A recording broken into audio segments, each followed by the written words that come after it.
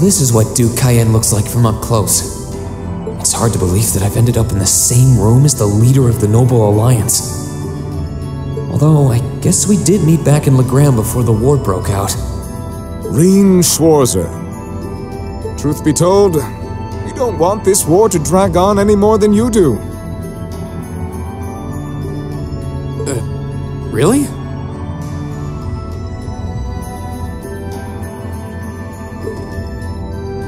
We only acted as we did, due in part to our dearly departed Chancellor's behavior being far too unreasonable to justify turning a blind eye. He garnered the trust of His Majesty, and in turn misused that trust. He flagrantly disregarded this nation's beloved culture and traditions, treating Erebonia as if it were his own personal property. Surely you too noticed this. Well, I can't say I disagree. We did hear story after story during our field studies about how aggressive his policies were, about the way he didn't care how many enemies he made as a result, creating terrorist groups like the Imperial Liberation Front.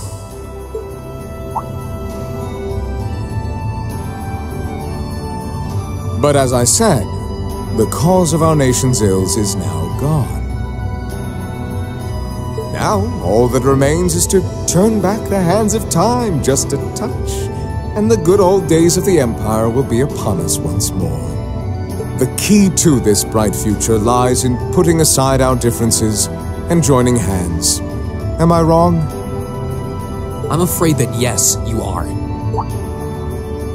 Do you honestly believe that people can so easily put aside their differences after all the Alliance has done? You occupied Heimdall and effectively took every one of its citizens hostage, imprisoned the Imperial family. And let's not forget how you're now in league with the enemy nation responsible for the destruction of Garrelia Fortress. After all that, the Imperial army would never bow their heads to the likes of you, even if the rest of the population did. My word, I'm afraid there's been a terrible misunderstanding. The Imperial family is simply under our loving protection. They certainly haven't been imprisoned. But that does bring me to exactly why I want you to help us.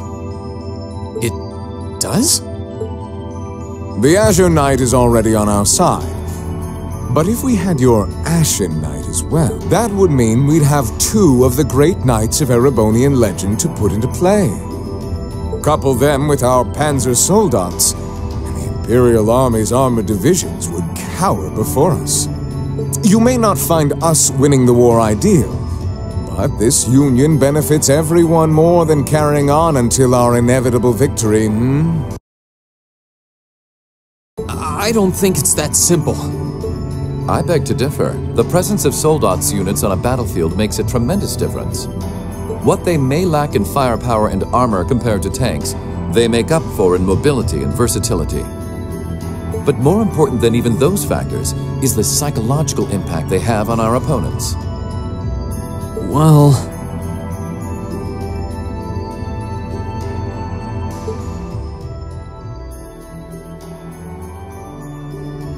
We're only human. As such, we are as captivated as we are terrified of giant beings bearing human form. And if that holds true even for mass-produced soldats made with modern technology,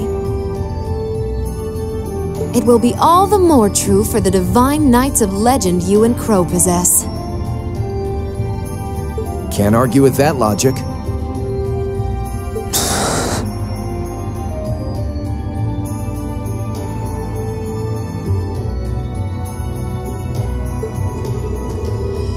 I will say it once more. Gileath Osborne is dead. And with his death, all that's left to be done is end this ridiculous war and return order to the Empire. Only then will everything be as it should. That includes both your pleasant academy life and the peaceful days of darling Elise and her friend the princess. Are you trying to... Whatever you ultimately decide, their safety is guaranteed. I would ask that you promise him this, if nothing else, Your Grace. But of course, I'm not a monster. Rufus. We may stand on opposite sides of this conflict, but I still sit on Thor's board of directors. And in that capacity, I suggest you consider carefully the choice before you. After all, every soldier must decide for himself whether a cause is worth fighting, perhaps even dying for. I look forward to hearing your answer.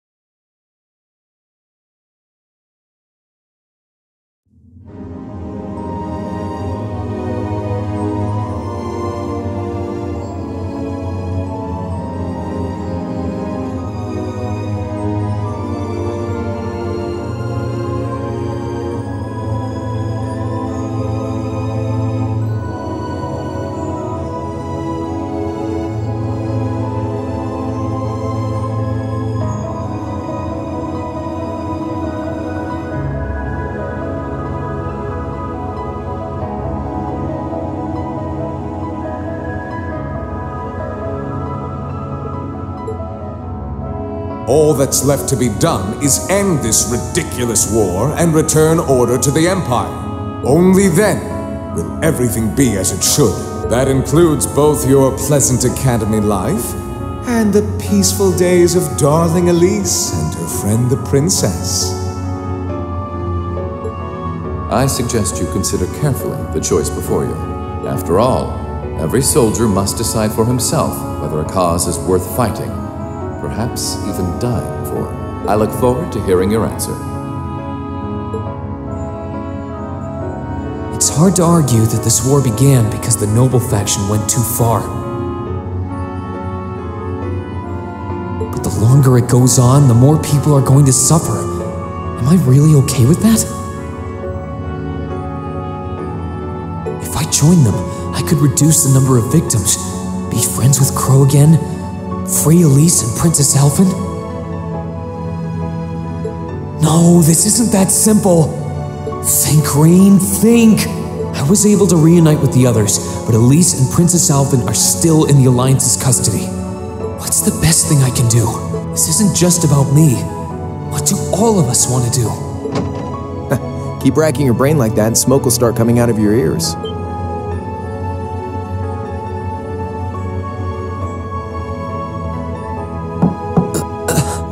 What do you want? Hey now, no need to give me that look. I figured I was gonna find you busy thinking everything over like your life depended on it. And what do you know? I was right.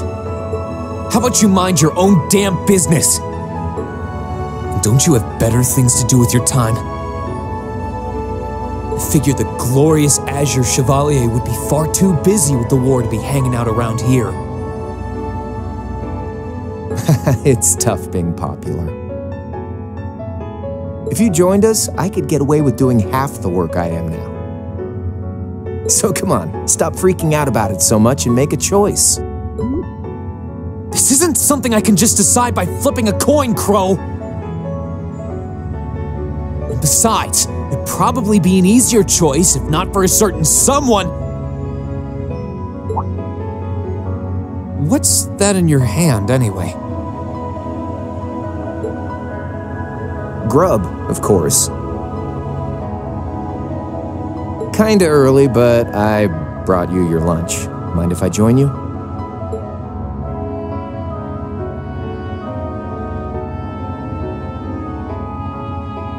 Hamburgers, fries, and onion rings, huh?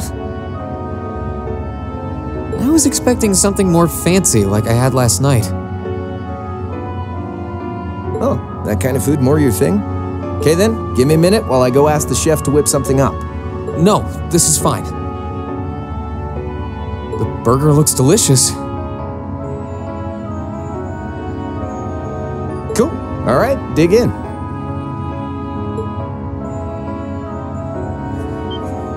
This tastes kinda different from a normal burger. Oh, no wonder. It's got whitefish in it. Yeah, they're called fish burgers. Pretty good, right?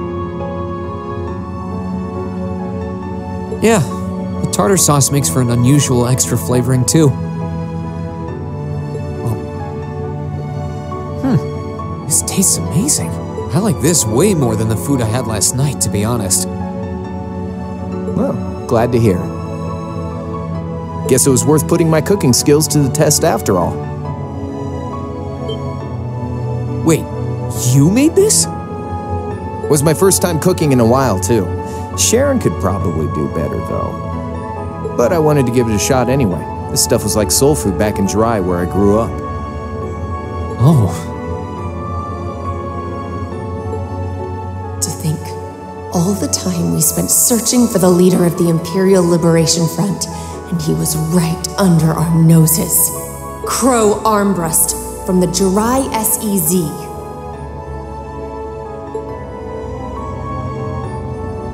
Oh, yeah, Vita was using some weird thing of hers to let you see what was going on, wasn't she?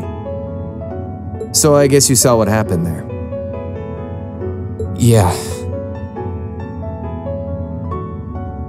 Jirai was that special economic zone in the northwest you guys went to during our August field study, too.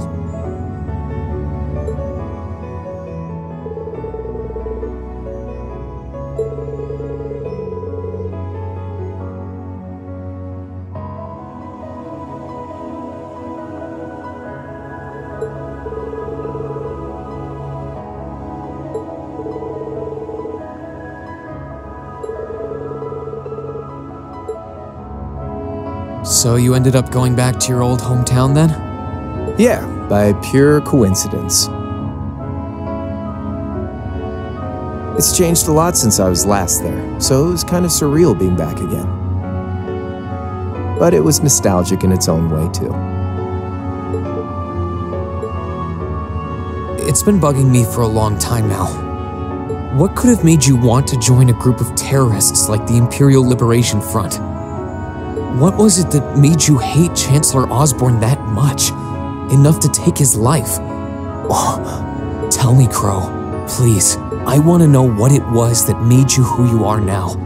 What kind of place Jirai was, how you lived there, and what you were doing before you entered the academy and met Toa, Angelica, and George. Where's the fun in prying into a guy's past? Save all that talk for your number one in class. Who's the lucky girl anyway? Elisa? Laura? Emma? Fee? And don't tell me it's Milliam, because, you know, I'm serious, Crow. I really want to know. Think of telling me your past as paying off the interest you owe in that 50 Mira. Because until I know, until we know, we won't be able to move forward. You're really serious.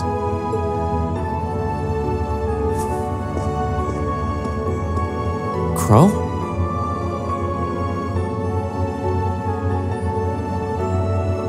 My past really isn't that big of a deal, you know. It's got nothing on yours, that's for sure. If you find yourself thinking that's all when I'm done, well, I warned you. So, you really want to know? Yeah. Nothing you say will change my mind. Please, tell me. All right, you win. Like I said, it's just your run-of-the-mill sob story. Pick up any history textbook and you'll probably find a dozen others just like it. It's the kind of story that's so common no one bothers to remember it, like it never even happened. Back in those days, Jirai was known as Jirai City. It was a city-state off the coast of northwest Zemuria that prospered through maritime trade with West Erebonia, North Ambria, and Remiferia. It had a population of around 150,000 people, so it wasn't exactly a big place or anything.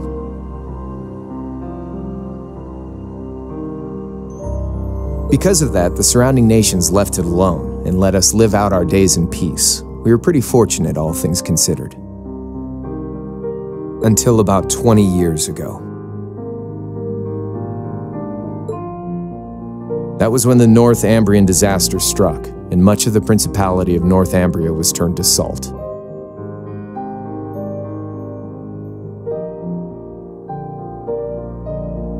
And as a result, trade on the northwest shore was reduced to virtually nothing. Day after day, Jiraiya's prosperity started to fade away. Still, it wasn't all bad. We had our fishing, our historic landmarks, our Septia mines.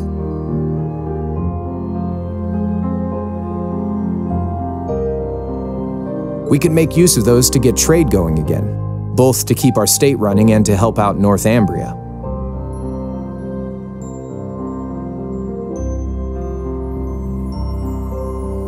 In fact, the one who advocated that approach was the mayor, my grandfather. He was the last mayor Jiraiya City ever had. He was a stubborn old bastard, but he had this wry sense of humor and was well loved by everyone. I lost my mom and dad early, so he was also my only living relative. He taught me just about everything a guy could know. He was like a mom, dad, and your old master rolled into one, I guess. Anyway, fast forward to 10 years ago. Out of nowhere, we received this proposal from the Erebonian government. They said they wanted to extend a railway line from Heimdall all the way to Jiraiya. We relied on the sea for trade before, but there wasn't any reason to believe we couldn't benefit from being connected to Heimdall by rail. The proposal drew overwhelming support from the city's council, and as a result, my grandfather was forced to accept. Within a year, the city had all of its old life back and then some. The streets were more bustling than ever. But keep in mind, this was the result of huge amounts of imperial capital flowing into the city. Land and buildings we once treasured were bought up left and right. Everything became a target for investment. People only cared about making money.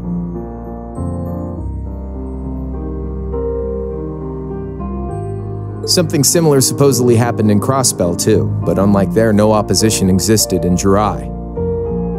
My grandfather sensed something was off, and he tried what he could to get the situation under control.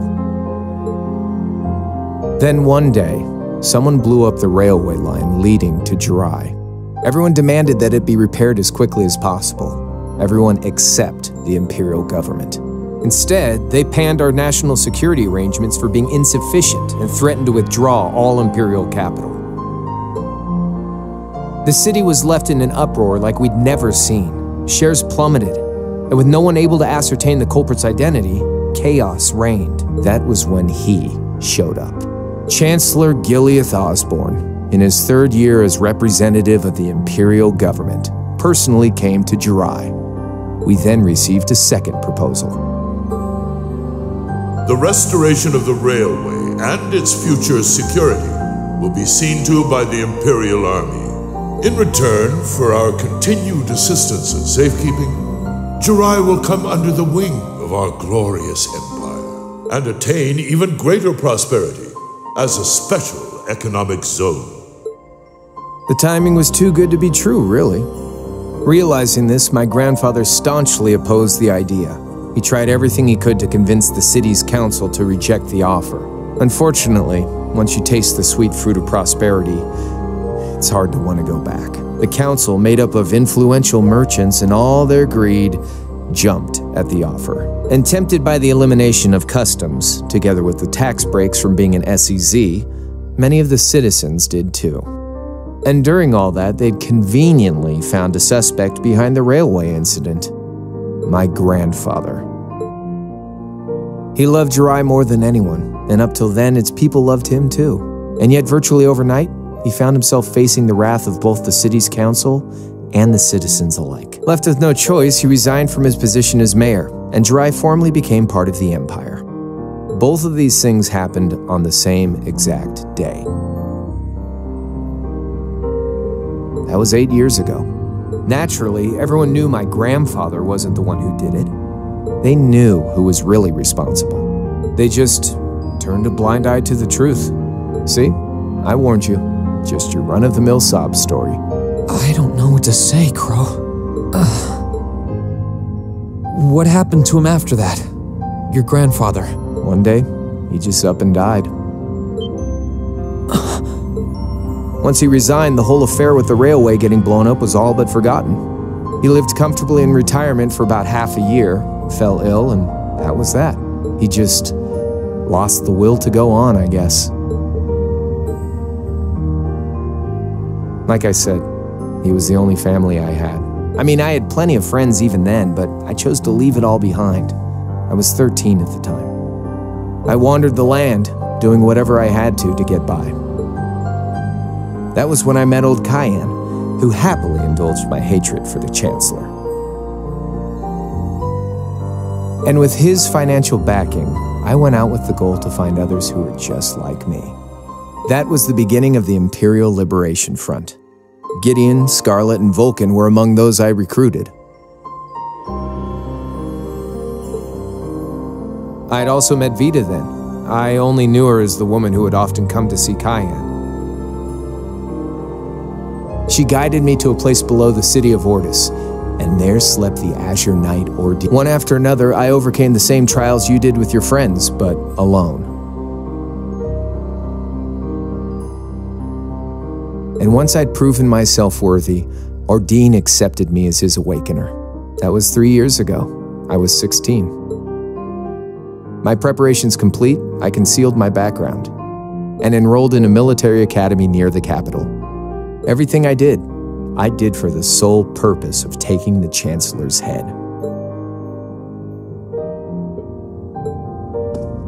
Come on now, what's with the face? You look sadder about all this than I do. Yeah, I guess.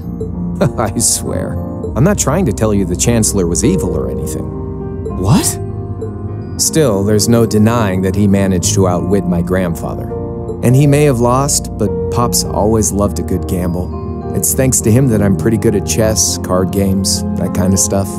I'd say it's fairly normal for a student to want to avenge his master's defeat, wouldn't you? Maybe.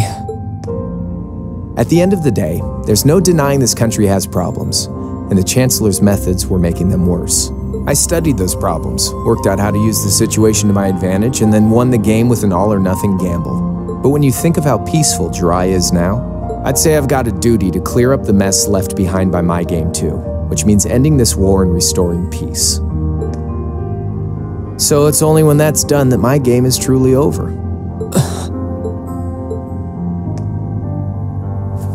I don't want whatever your decision is to be influenced by my past, okay? Like Rufus said, you need to think long and hard about what it is you're fighting for. For you, more than anyone else. Yeah, but Crow... Anyway, I think I've stuck around here for long enough. You're gonna be treated as a visitor. Well, sort of. It's about time for the higher-ups to head back to Heimdall, so go ahead and pass the time however you want. However I want? What else can I even do here?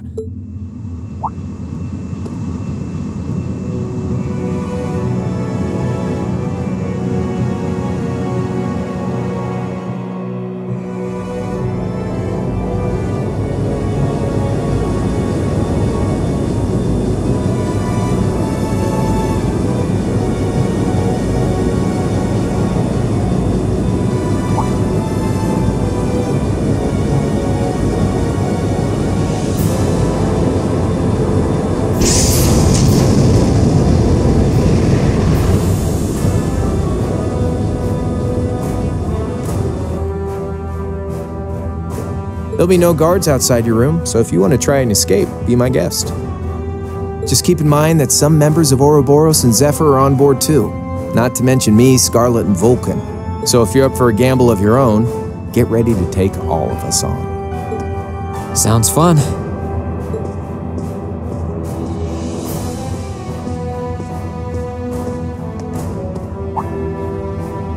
Oh yeah, one more thing.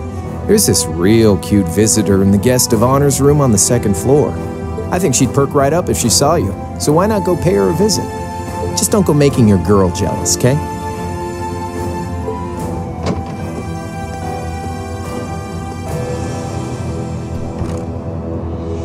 I wonder who he means. He said she's in the guest of honors room. Well, I can't waste much time here. I told everyone I'd definitely come back soon. Right now, I need to gather as much information as I can. I can make my choice after that. At least then, it'll be an informed one.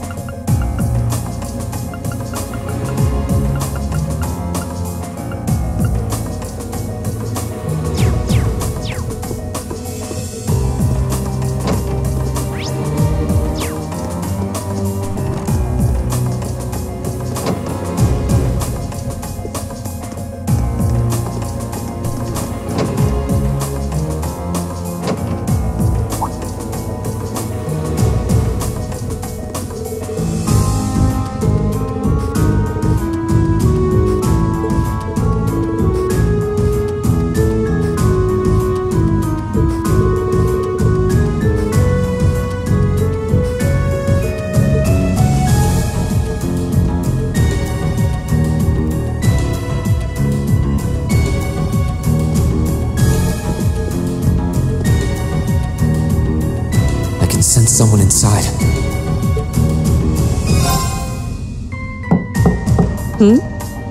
Come on in if you like. That sounds like...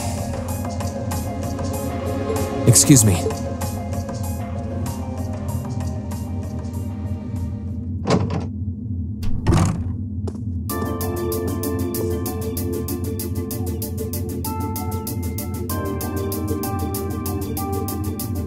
Hello there, love. I'd heard you came on board yesterday, so I did wonder whether we would run into one another at some point. Hello, Scarlet.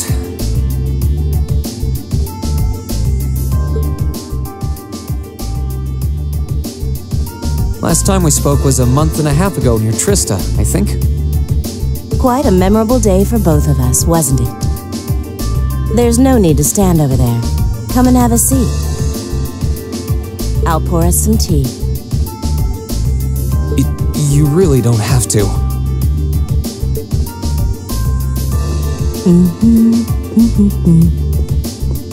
Well, I guess there's no harm.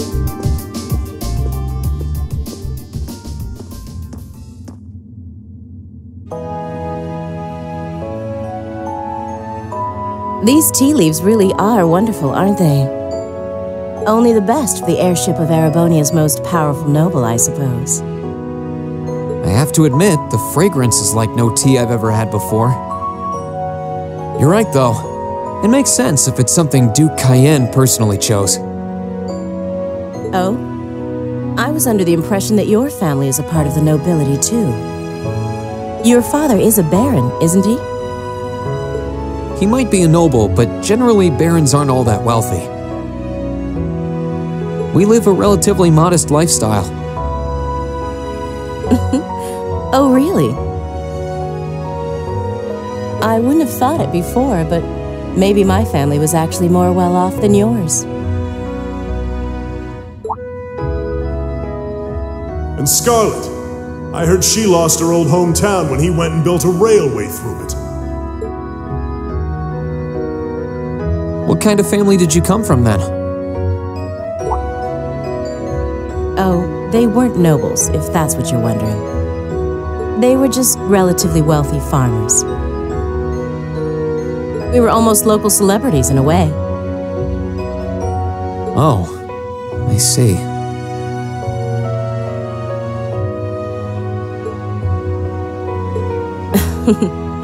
You're wondering how someone like me became a terrorist? It's written all over your face.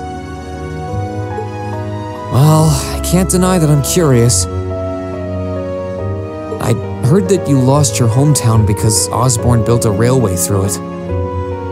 Oh, did C tell you? No, I suppose it must have been V. He never was one to keep quiet about things. So, I mean, what happened? Some things are best left unsaid, I think. It's not as if knowing would somehow allow you to change things. I suppose. You're so adorable, Reen. Now I know why C took a liking to you. What do you say?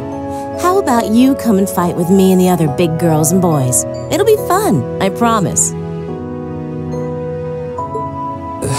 Please, stop teasing me. Anyway, thank you for the tea. It wasn't just made with high-quality leaf. You're very welcome. Oh, actually, I may as well ask while I have the chance.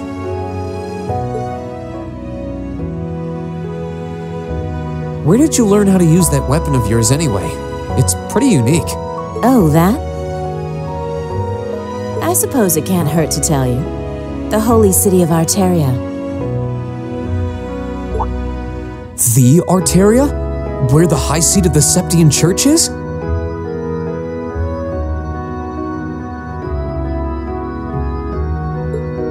That's the one. It's called a Templar sword, and it's a traditional weapon in the church.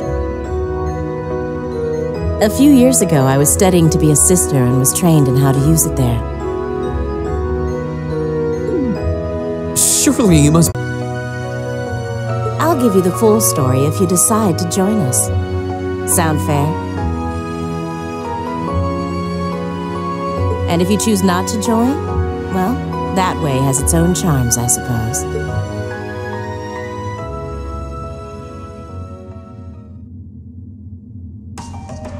She ended up being a lot friendlier than I expected her to be.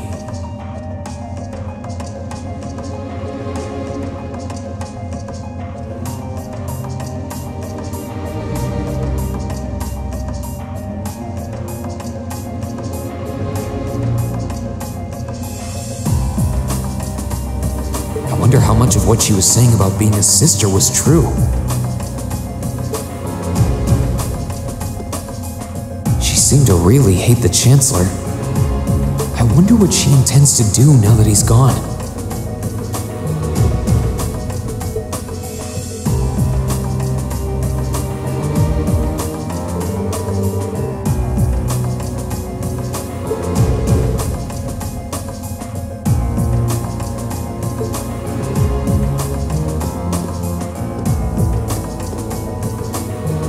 I can sense someone inside. Judging by the fact that S is in the next room.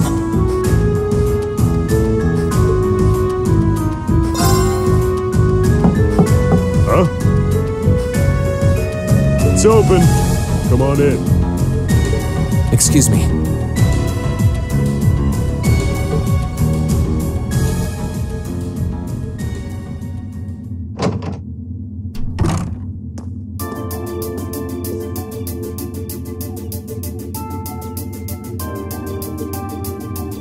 Oh, it's you. You finished talking with C? His name's Crow, not C. And he's never going to be anything else for me. Oh, I know his real name. But to us, he's always gonna be C. That's our leader. He might be young, but each and every one of us look up to him and respect him.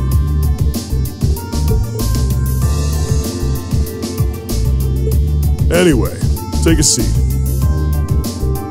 You got a whole lot of questions, I bet.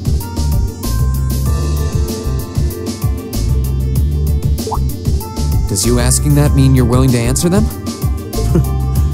Depends on the questions.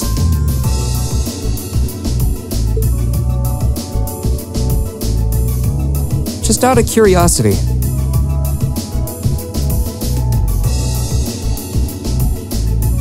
How many members does the Imperial Liberation Front have left? I know the explosion back in the mine was staged, obviously. Sure was. Anyway, 10, give or take?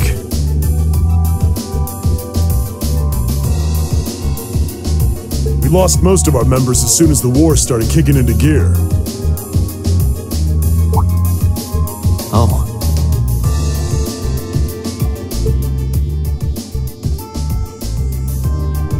Is that because the group's primary objective had been fulfilled? Basically, yeah. We all came from different backgrounds, but the one thing we had in common was that we hated that bastard's guts. So after he'd kicked it, most of the guys didn't really have any reason for sticking around.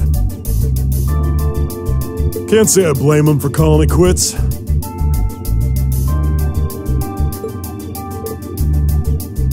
Crow said that seeing this war through to its end was the last part of his game. Are the members who haven't left sticking around for similar reasons? Interesting question.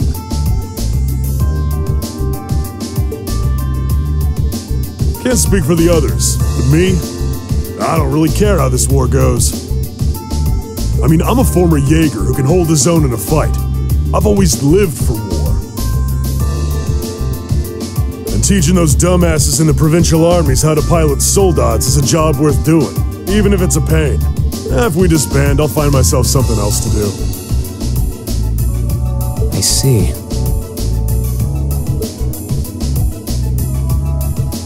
I can't defend the assassination of the Chancellor or what you did near Trista, but I'd be happy if you chose to disband at least. You're a funny kid, being oddly nice to us after all the shit we caused, don't you think? The cycle of hatred's gone on for long enough. The crimes you've committed will never vanish, but no one wants this war to go on longer than it has to. It's not as though you guys want war, do you? That's enough of the niceties. You've got time to worry about us. Use it to worry about yourself. Whether you choose to side with the Alliance or go against them,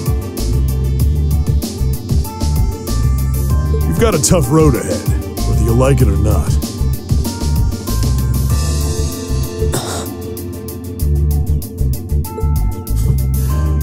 Make sure to think long and hard before you decide.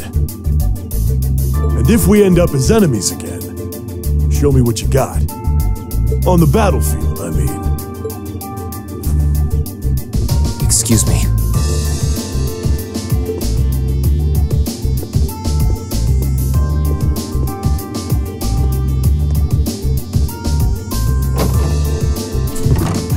Think I might have been too harsh on the kid. Still... yeah. He's probably perfect for the job.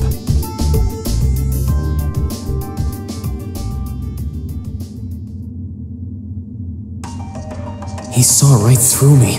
He's not wrong, though. I should be worrying about myself right now. He seemed kind of different, though. Like he'd lost his spark.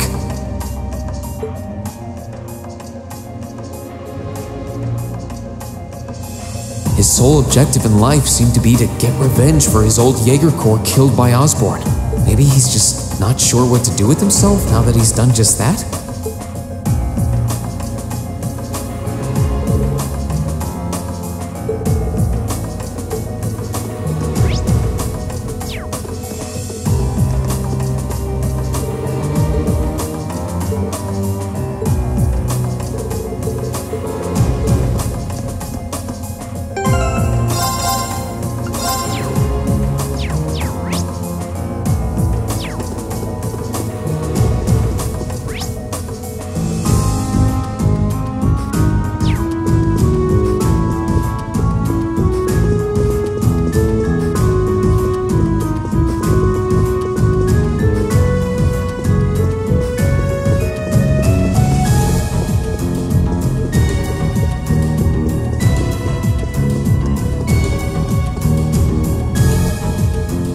Good day to you, Reen Schwarzer. What the? You're the Phantom Thief! You sure look comfortable. What are you doing here?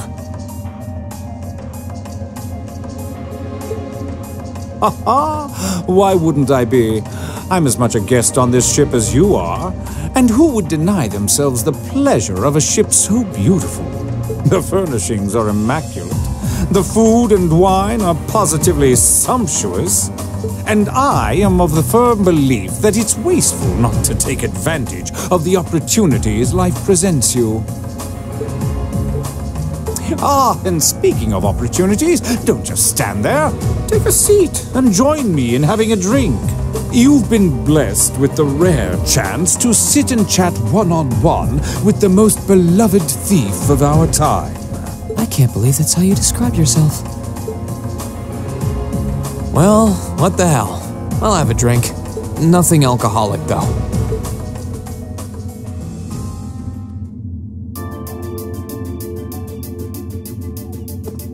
Funny. I didn't realize you'd met Prince Olivert. Indeed. There are few even among royals whose palate is so refined as his. Between our shared love of beauty and fundamental difference of opinion on the nature of love, he forever remains an endless source of entertainment for me. I suddenly feel very sorry for him. What happened down in Liberl sounds pretty amazing, though.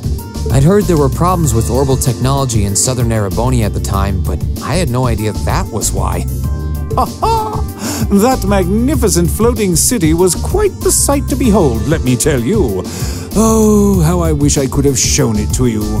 It would have changed your view of the world completely. It really does sound amazing. Wait, why am I sitting here having a friendly discussion with a wanted criminal? He has so many interesting and unusual stories, I got completely caught up listening to them. A thief of my caliber can steal much more than objects, Reen. There, I was able to steal much of your time and your interest. Perhaps I stole your heart as well. Rest assured that did not happen. Your stories were interesting, though, I'll admit. By the way, you wouldn't happen to know where Prince Olivert is now, would you? Last I checked, he wasn't actively fighting against the Alliance. I imagine Duke Kyan would welcome a man like the Prince with open arms into the Alliance, if he so wished to join. To my knowledge, he was always wary of the Chancellor himself. But I digress. I'm afraid not even I know where he is at the moment. However, I'm inclined to believe that wherever he's hiding, the Crimson Wings is there with him. So the Courageous is missing too, then. Although the Duke's got some nerve if he expects Prince Olivert to side with him after he imprisoned the rest of the Imperial family. But think, these kinds of things are simply what the great nobles of this country have always done. The War of the Lions, too, was brought about by numerous families of some standing backing potential successors to the throne. Emperor Dreichels, as a late arrival to the war, was a mere exception to the rule.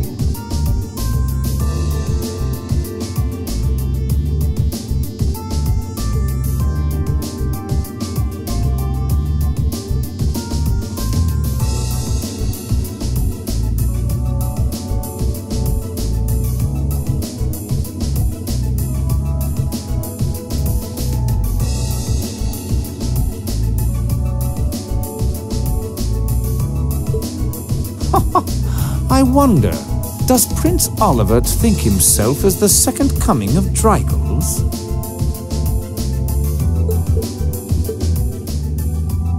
One of which is to bring the winds of change to Thor's military academy.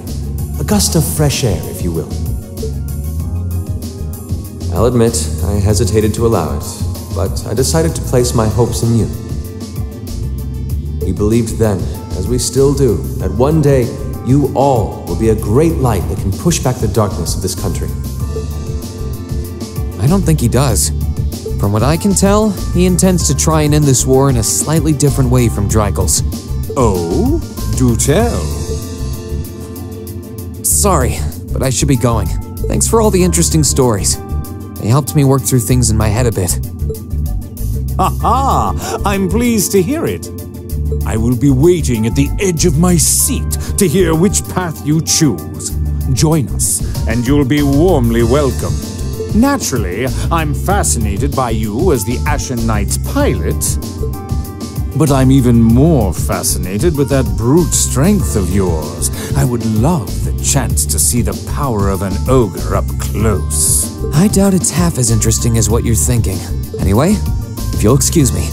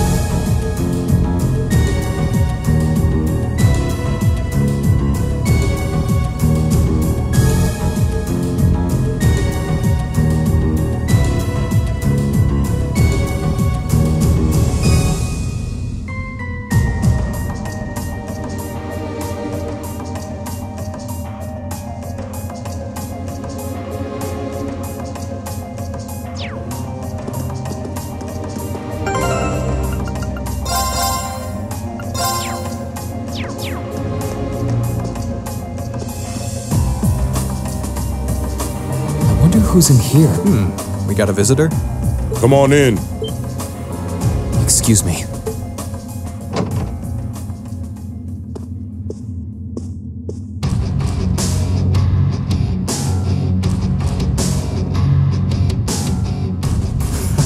Figured it was you. Sup? Have a seat. Bourbon? I suppose not. Yeah, I really shouldn't. How come you guys are being so friendly, though? I mean, we're on opposing sides and all. Why wouldn't we be? It's not like we're on a battlefield right now. We're Jaegers. Nothing unusual about us trying to cut some throats one day than sitting in a bar with the same guys the next. Of course, if you would rather fight with us, that can be arranged. I shall have to politely decline. For one thing, I don't think I'd stand the slightest chance of taking you two down. Hey now, no need to be so pessimistic. Fee seems to think pretty highly of you. Have a little more faith in yourself. At the very least, you'd be able to give us a real fight in your divine night. Not that I'd have any intention of losing even then. The scary thing is, I'm pretty sure he's dead serious. Well, they're used to taking out tanks. They probably have their ways.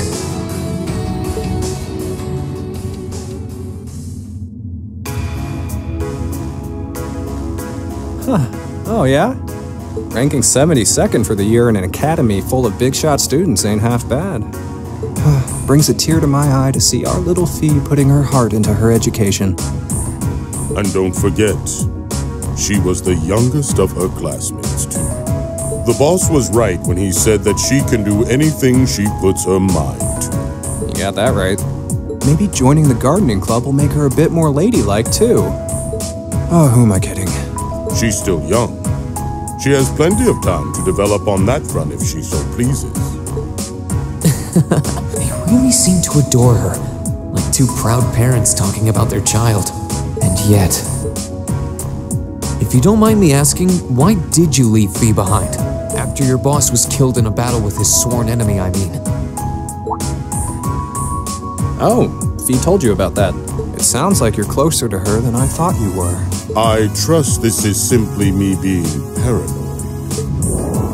But you haven't tried making any moves on her, have you? No, of course not. I wouldn't dream of it. I just want to know why you'd abandon her when she obviously means so much to the two of you.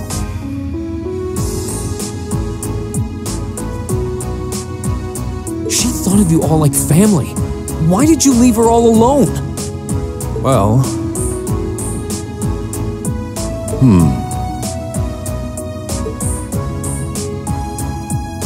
We had our reasons. Let's leave it at that. I know you want to know, but you're not the one we should be telling that to. We'll be sure to tell Fee our reasons in due time. Until then, leave the issue be. All right. I can accept that. Still, she's our classmate. In that sense, she's like family to me, to us, too. And we feel that way about her just as strongly as you do, if not more so. I want to be perfectly clear on that. Fighting words right there. Still, we'll remember you said that. Returning to the matter at hand, you're sure you haven't tried to make any moves on her? Come on, spit it out. They really are like two overprotective fathers.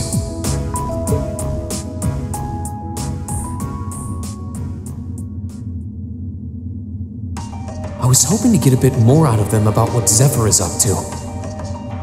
All we did was talk about Fee the whole time. Well, at least now I know that the guys in Zephyr really cared about her, so it wasn't a complete waste of time.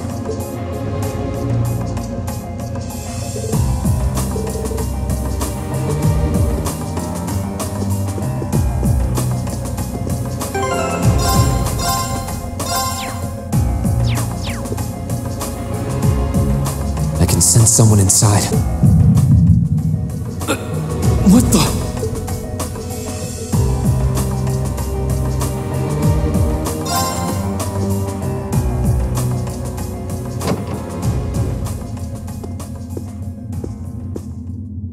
Huh?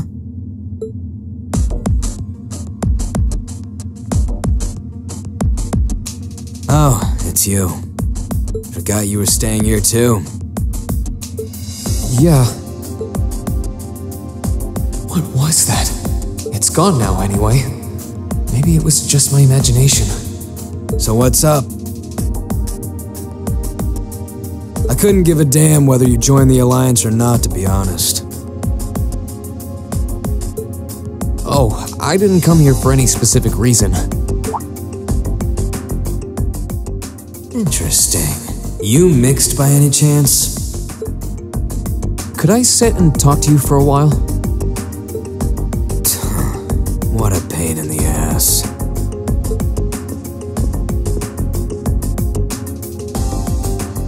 So, what do you want to ask? When we ran into each other back near Bereahard, you asked a weird question. Something about being mixed? Oh, that? I didn't have the chance to figure out what that meant at the time. But what did you mean? Don't know if I can even explain that one. It's just something you feel. What we've got mixed into us is obviously different in strength and nature. It's kinda hard to put into words. Yeah, seems that way. I know you're not trying to confuse me on purpose, but I really can't wrap my head around what you're saying. Just watch.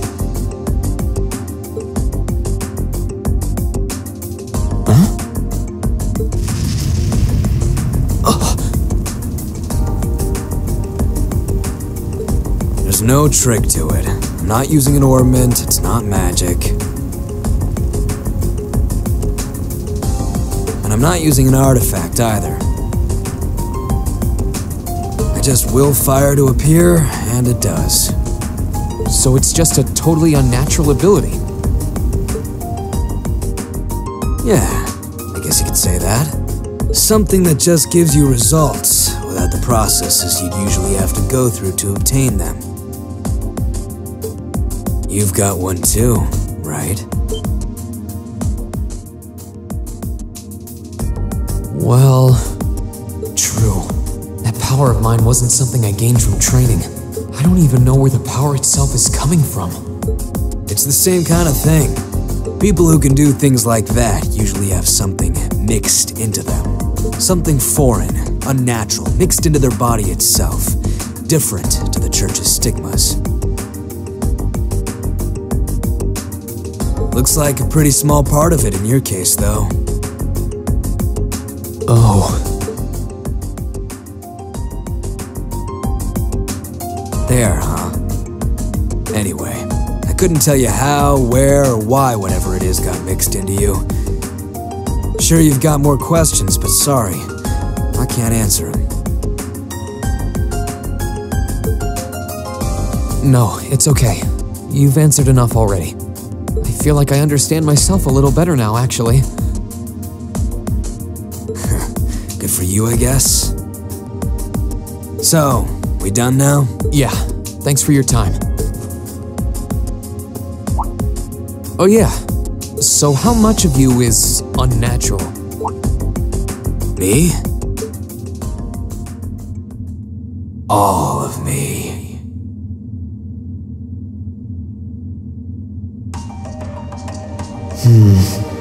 His circumstances seem very different from mine.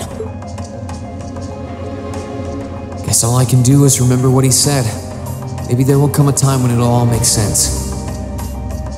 I'm sure one day I'll find out what this power of mine is. What the story behind me being given this power as a kid is. One day.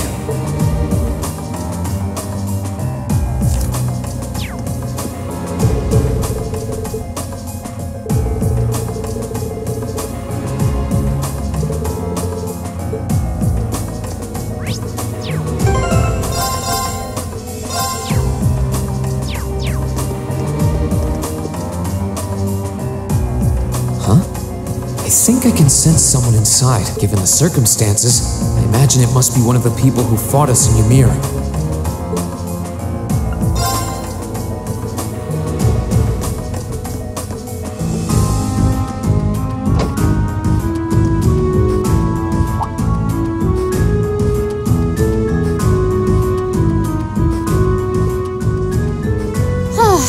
Having to travel to and from Crossbell like this is utterly exhausting. I mustn't complain. I'm doing this for the sake of my lord. Didn't I see her in Legram?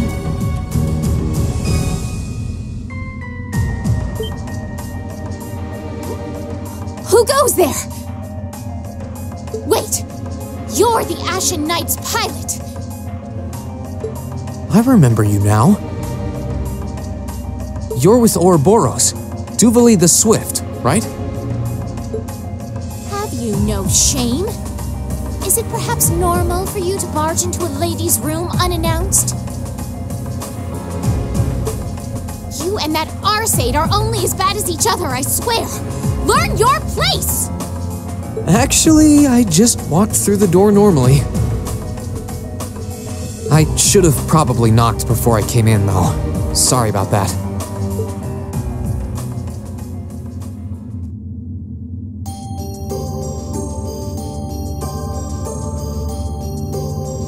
So, now that we're understood, what do you want? Have you come to tell me that you'll be fighting on our side after all? Can you not jump to conclusions? Besides, it's not like you're working with the Alliance because you agree with what they're doing. Oh, naturally. Lady Clotilde seems to have a purpose of her own. But for my part, I have no obligation to help the Alliance whatsoever. I'm simply cooperating because I was told doing so was necessary to the plan. Plan? I'm not sure what she's getting at. Just so we're clear, that lord you keep mentioning isn't Vita Clotilde, is it? No. She may be an Anguis like her, but my lord is the 7th, not the 2nd. She is the leader of the Stahlritter, the great light which guides us, gallant yet beautiful, proud yet merciful. She's the strongest knight of all, and oh, she's simply divine. Well, you've made it clear how great you think she is. So the head of the Stahlritter is also a woman?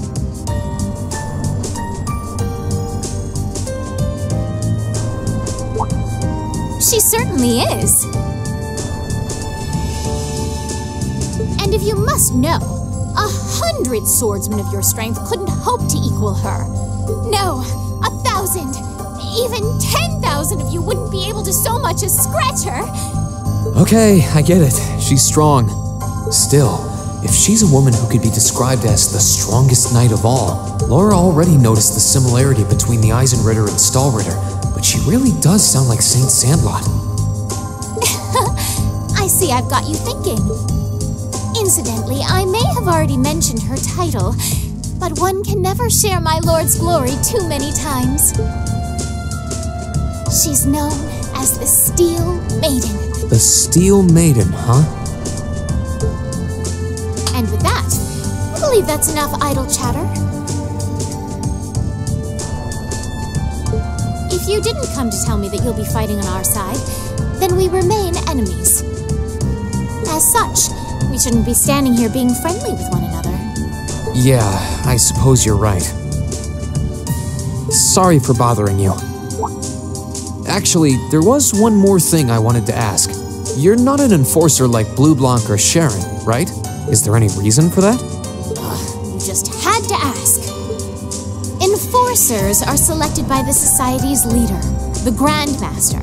And in order to be selected as one and given a number, that person needs to be burdened by some kind of darkness.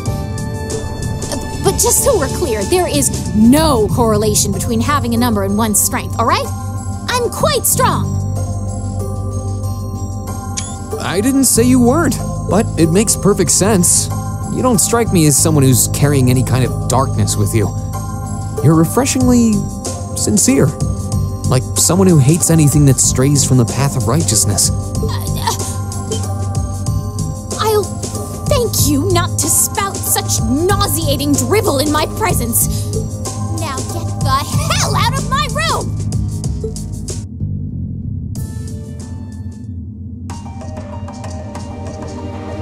She chased me out. I'm really curious about the Steel Maiden. Could she really have some connection with the Lance Maiden? Perhaps even with the woman who helped us during our August field study.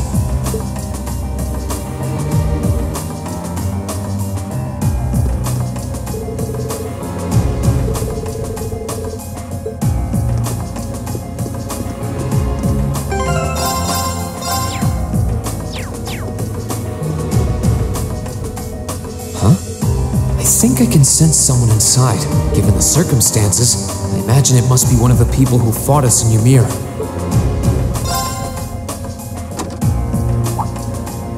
Huh? It's open.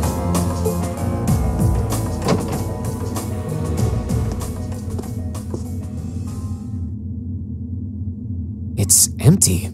Weird. I could have sworn I sensed someone in here. Oh.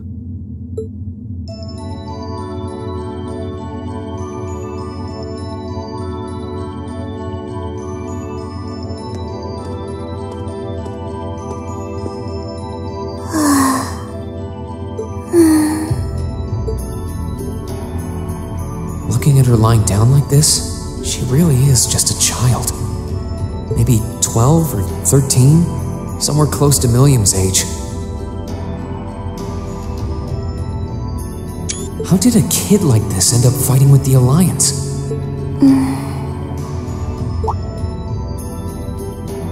Lord, who's calling me? Is she talking in her sleep?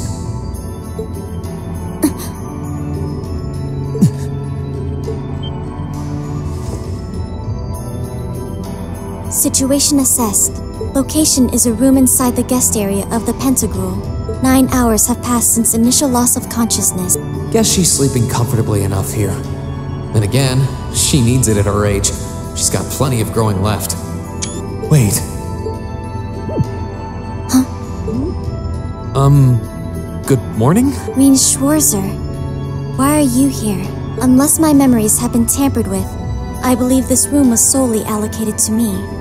Oh, it was. Sorry. If I'd known you were sleeping, I wouldn't have come in here.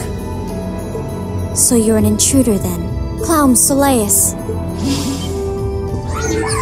No, it was just an innocent mistake. Whoa! Can we at least talk about this? No mercy for trespassers.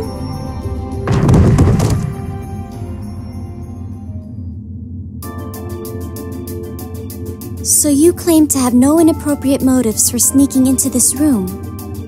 Not claim! I really didn't! But once you walked in, you fell victim to temptation and chose to act in accordance to your desires. No! No, I didn't! How many times do I have to explain what happened before you'll believe me? I was making a joke. Had you any intention of harming me, Clown Soleus would have attacked you. That he didn't proves your innocence.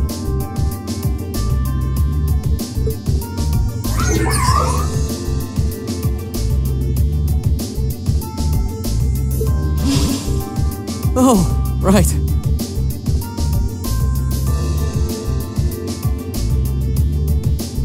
Then what was all that for? Oh, whatever. I suppose it's my own fault for coming in without permission. Anyway, I've cleared my name.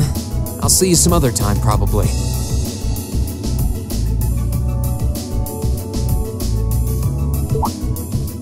If that's what you want to do, you didn't come to ask me anything then?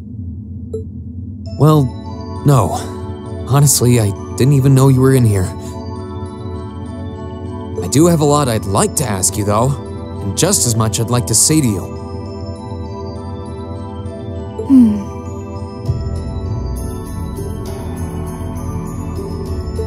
Okay, if you're offering. What are your reasons for helping the Alliance? Why do you have a puppet just like Milliam's? Just who are you? The answer to your first question is, I was ordered to do so. As all information regarding Clown Soleus is confidential, I am unable to answer your second question. And as for the last one, I am unable to fully comprehend the depth of your question. Oh, forget it. You abducted my sister and the princess. Whether you were ordered to or not doesn't change that. And it's not something I think I can forgive. See you around.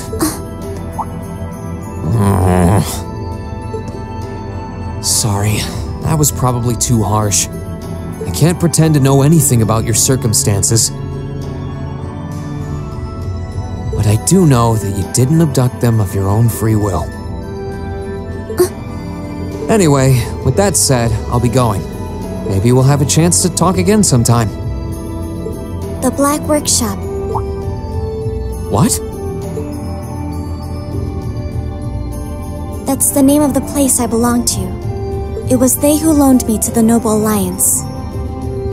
Unless you choose to join the Alliance, that is the most I'm able to disclose to you. The name doesn't ring any bells, and loaned. That makes it sound like... I suppose it's none of my business. Thanks for telling me. I'll be sure to remember that name. I can't see doing so holding any real purpose for you. Incidentally, did you have any untoward motives behind what you just did? No, I did not.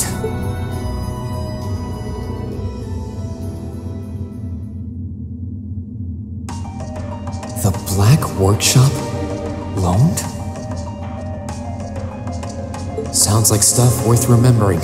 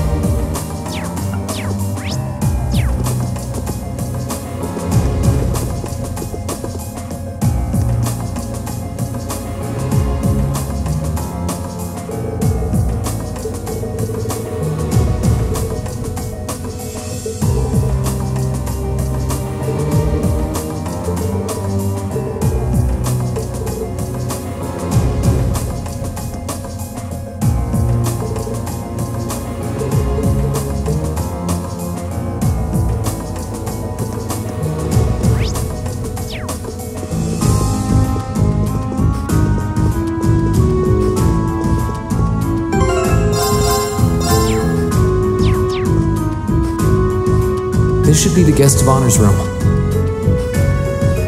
Time to see who's inside.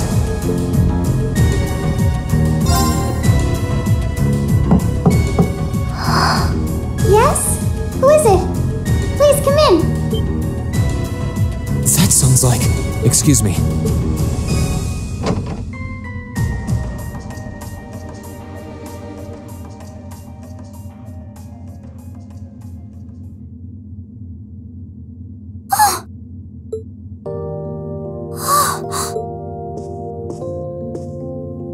I had a feeling it was you, but I didn't dare to hope. It's you. It's really, really you. Your Highness. How did you get here? This all feels like a dream. Please don't tell me it is.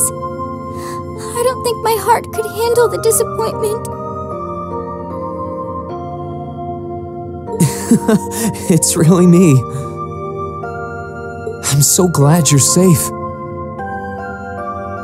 I'm so sorry that you had to go through all of this. If I hadn't been so weak and careless, none of this would have happened. You mustn't apologize.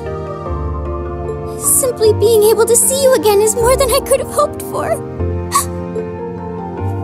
You must have been really lonely. I'm here for you now, though. I might not be the most reliable person for the job, but I'm not going anywhere.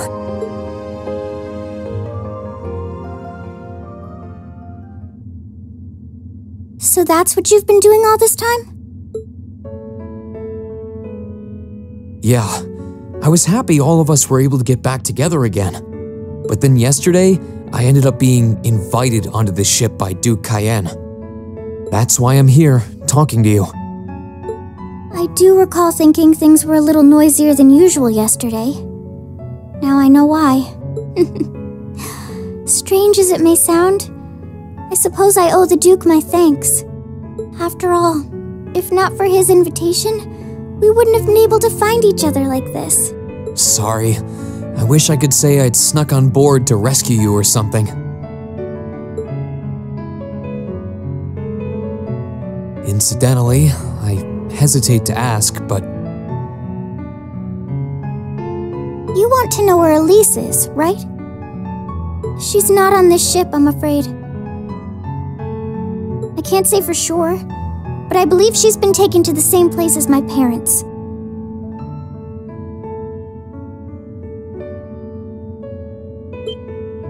Really?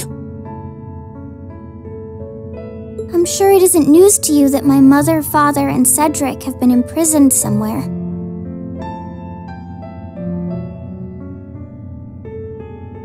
And apparently, they've chosen Elise to be my family's attendant. So it's likely wherever they've been taken, she's right there with them. Really?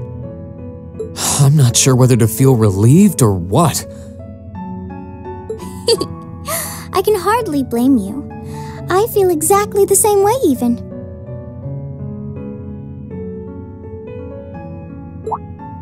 But why were you alone imprisoned on this airship? Surely there must be some reason. That was Duke Cayenne's decision. I believe he's using me to suppress potential rebellion in areas occupied by the Alliance, by having me address the people and calm them down. Forgive me for saying so, but that's a little messed up, using you like that.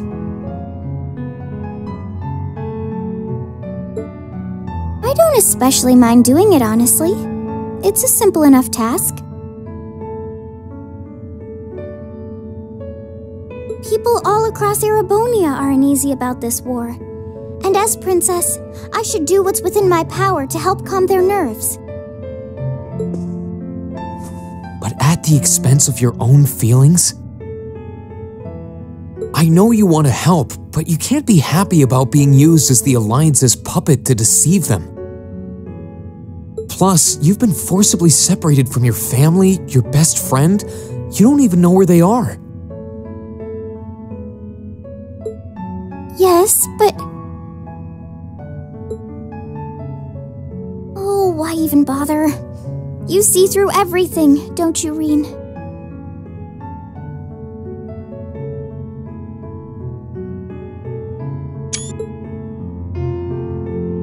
Anyway, putting my feelings aside, what do you plan to do now?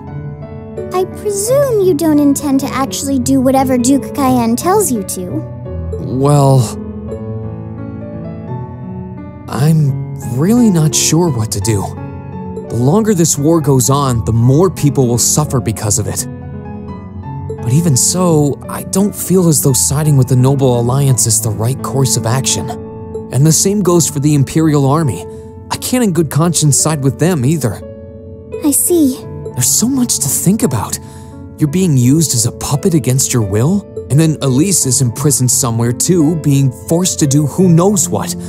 I have to act somehow to change things. That wasn't your fault, Rean. Ever since I was taken in by my family all those years ago, I've tried to be a brother figure to her.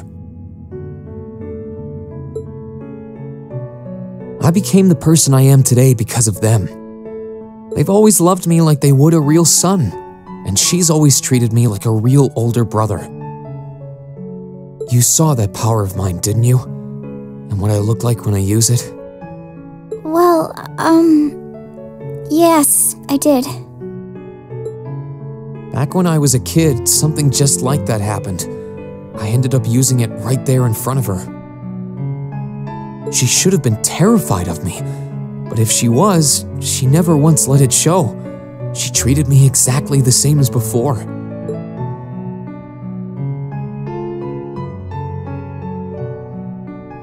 And that was when I swore, deep within my heart, no matter what happened, no matter what I had to do, I would always protect her. And that's why I can't help but wonder. I can't help but wonder if now's the time to live up to that promise, if I should put her before everything else. Even if I have to ignore or outright betray my own personal beliefs in the process. Rean.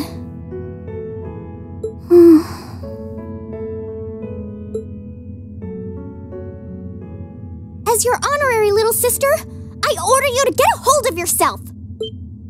What?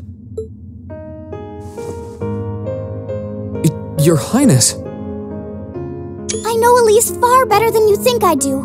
In fact, I'd even go as far as to say I know her better than you. Rean, she's already told me so much about what happened 8 years ago. She told me about how that snowy day was what inspired you to take up the sword. She told me how traumatic that moment was for you. How what happened stays with you even now. And she even told me that, while she hated how she felt the tiniest bit happy because of it. Because it meant that your attention, your guilt, and your sense of responsibility were directed towards her and no one else. And she knew more than anyone how selfish that was.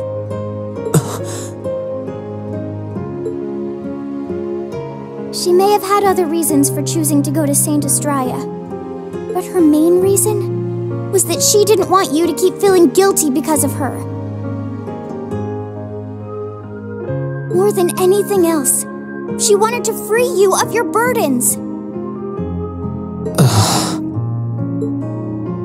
You should know, when you joined Thor's and were making new friends, and you finally seemed to be moving forward, she felt a little jealous, and even a little lonely at being left behind.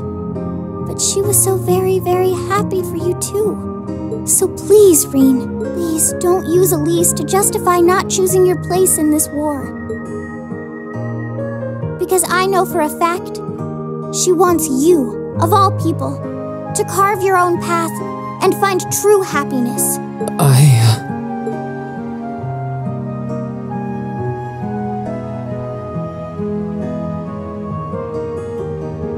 How could I have been so blind?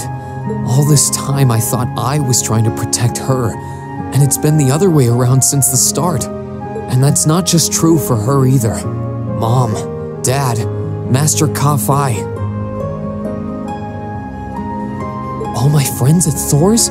They've been supporting me this whole time. How could I have missed something so obvious?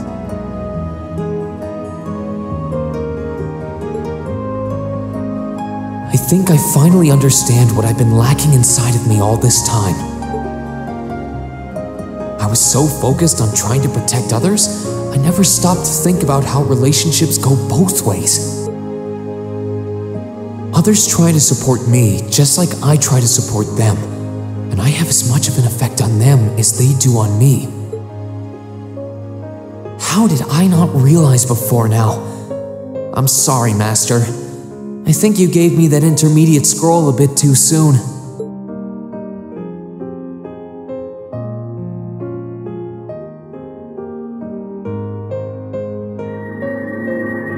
But better to realize late than never, I suppose. Because now I finally feel like I'm ready.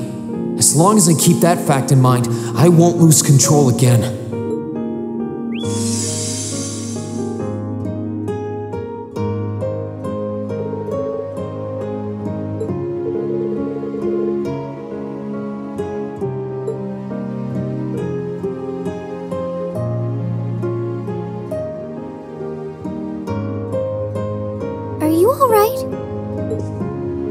I'm fine. And I've got you to thank for that. Forget honorary.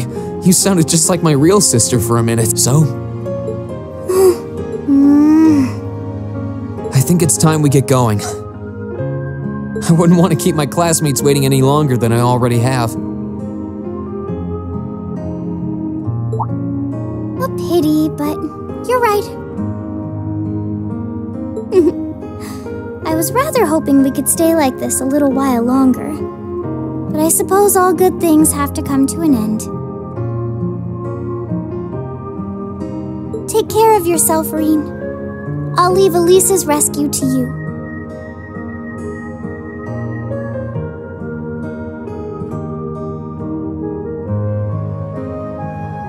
No matter what it takes, please...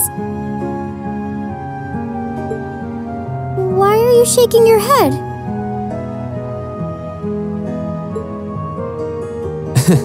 I said it's time we get going, didn't I? There's no way I'm leaving my sister's best friend imprisoned in a place like this.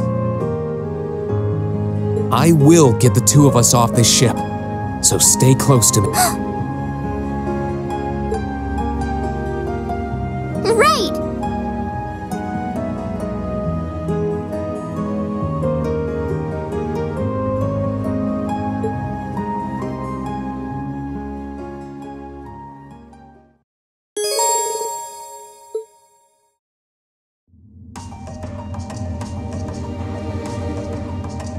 So, do you have an escape plan? Valimar, the Ashen Knight, is on the deck. He's chained up there, but if we can get to him, I'm sure we can find some way to use him to get away from here. First, though, we need to find a way to get out of this part of the ship without anyone noticing.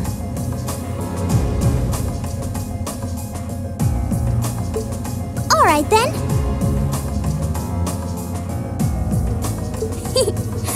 I never imagined I'd be running away from here with you at my side. Elise is going to be so envious. Anyway, let's get going.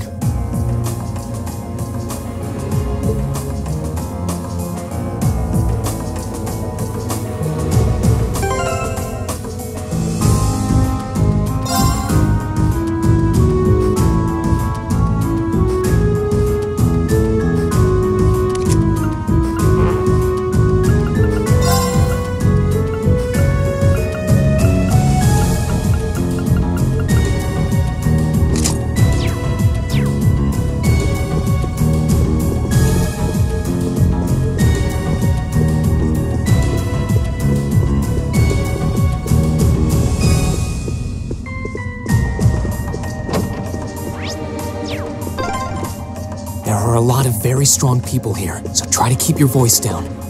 Gladly! Not to worry.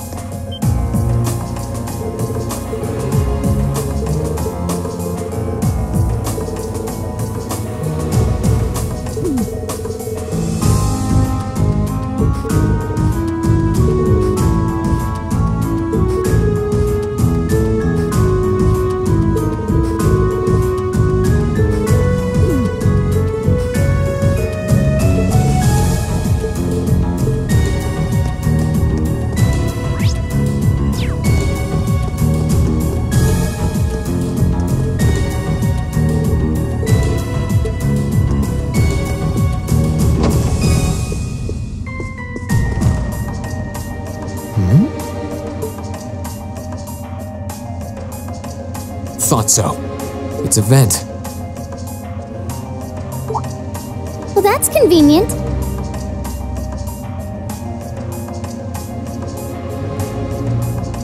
Might it lead to somewhere else on the ship, you think?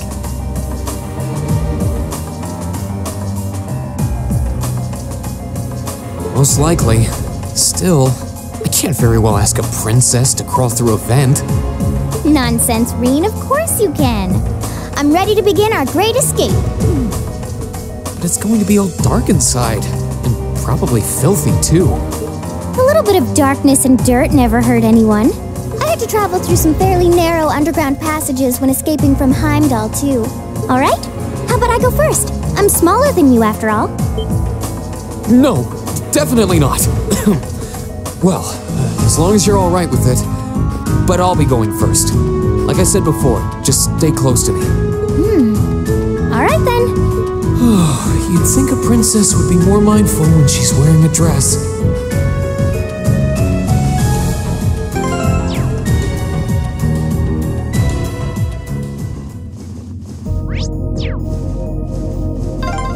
I'm surprised. It's not dirty at all in here. Maybe it's because the ship's newly built?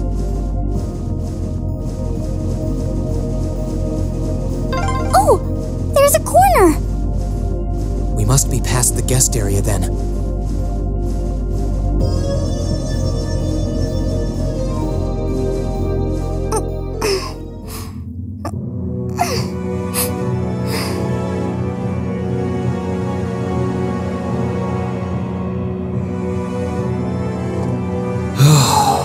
Looks like we're in the clear for that part of the ship at least. My, that was intense. It's like I've stepped right into the world of one of those spy novels that are so popular these days. Anyway, here's hoping we can make it to the deck without getting caught. What is it? Soldiers are coming this way. Keep...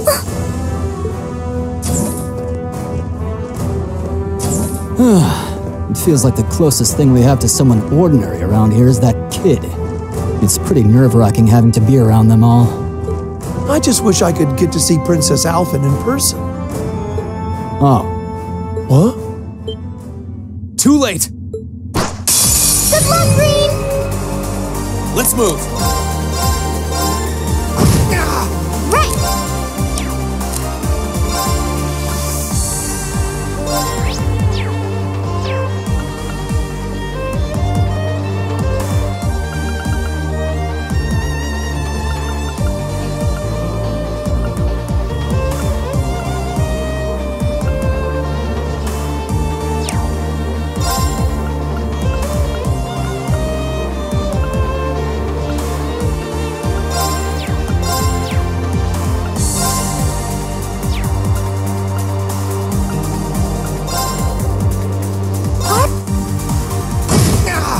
Here I go!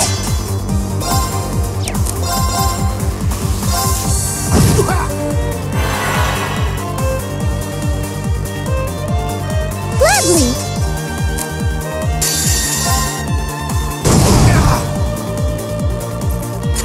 That's that. Let's keep moving. Oh, they're strong.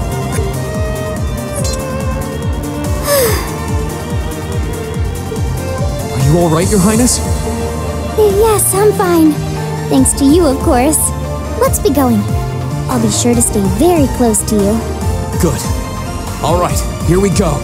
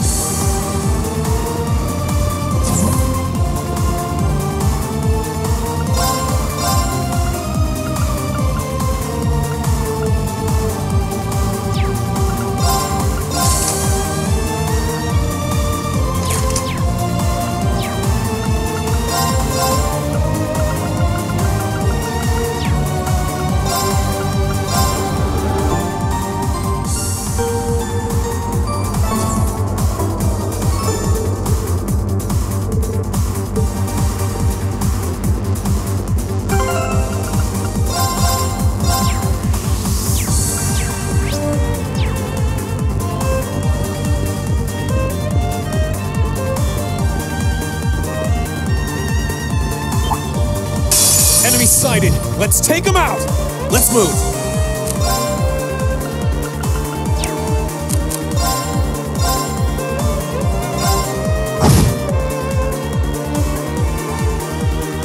Gladly.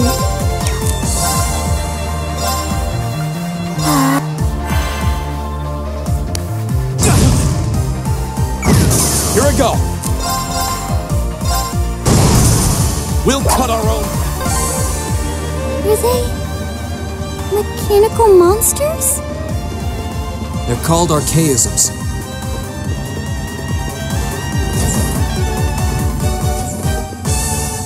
My Gladly.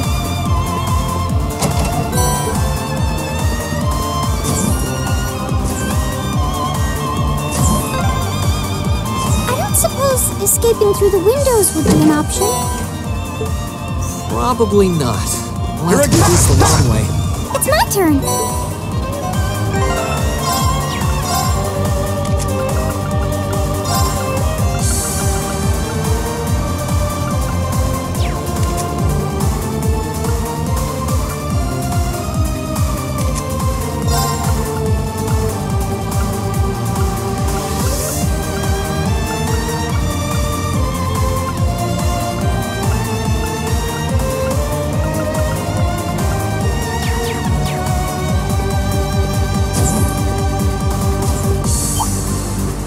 Bring it on! Here I go!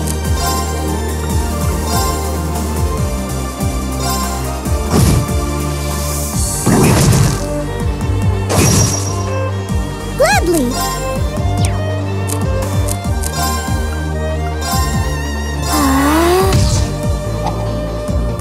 Thanks! Let's move!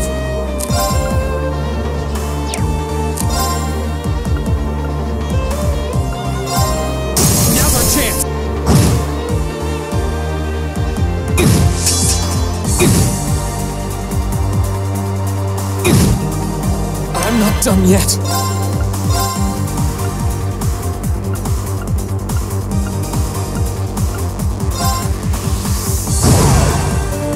Gladly.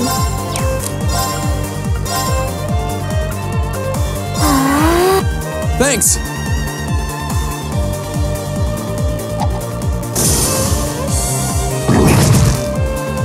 Let's move.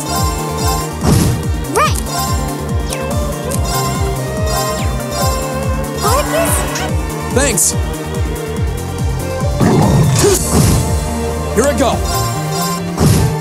It's my turn!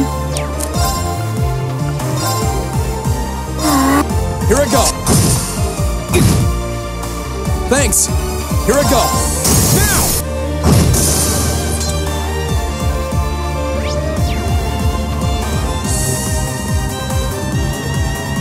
There they are! Recover the princess! Who? 2 soldiers, 1 military monster. Shouldn't be a problem. Stay back, please. Right! Good luck, Green! My turn!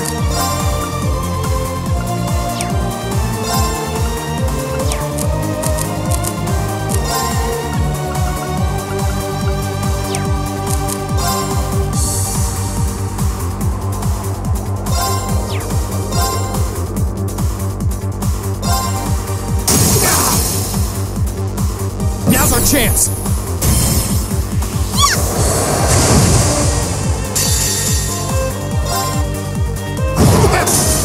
That's the power of the 8 Great! I'm shocked how skilled you are with arts. You are? You're so sweet.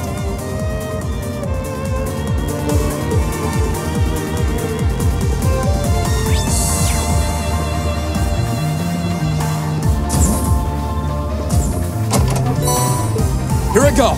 Sit!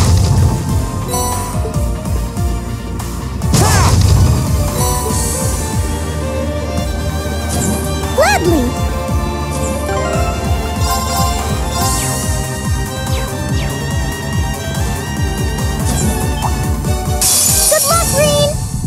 My turn!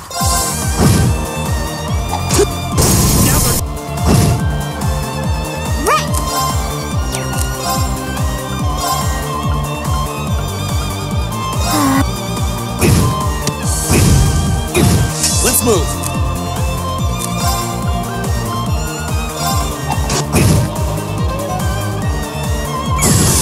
Let's move!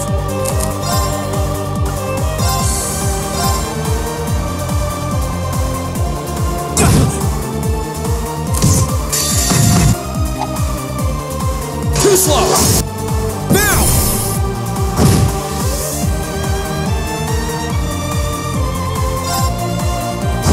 Sorry, everyone.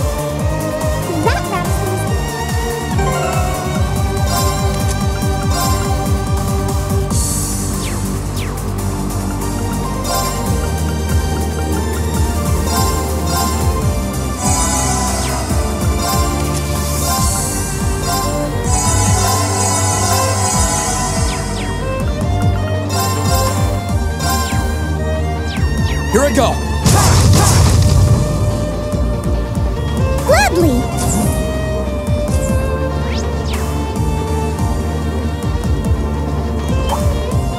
Enemy sighted! Let's... My turn!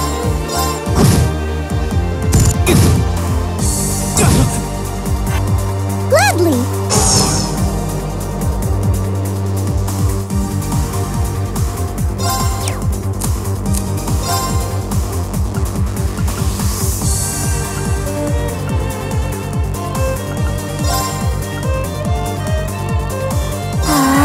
My turn!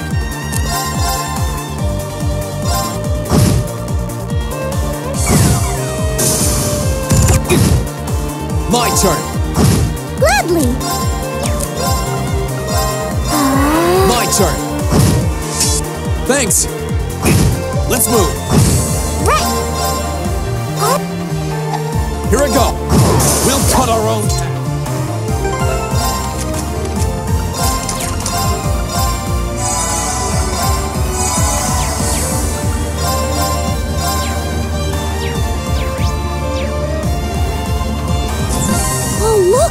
A staircase!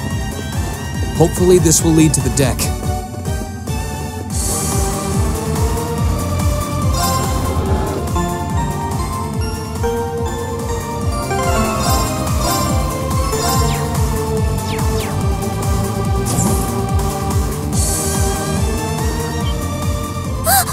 How did you get ahead of us?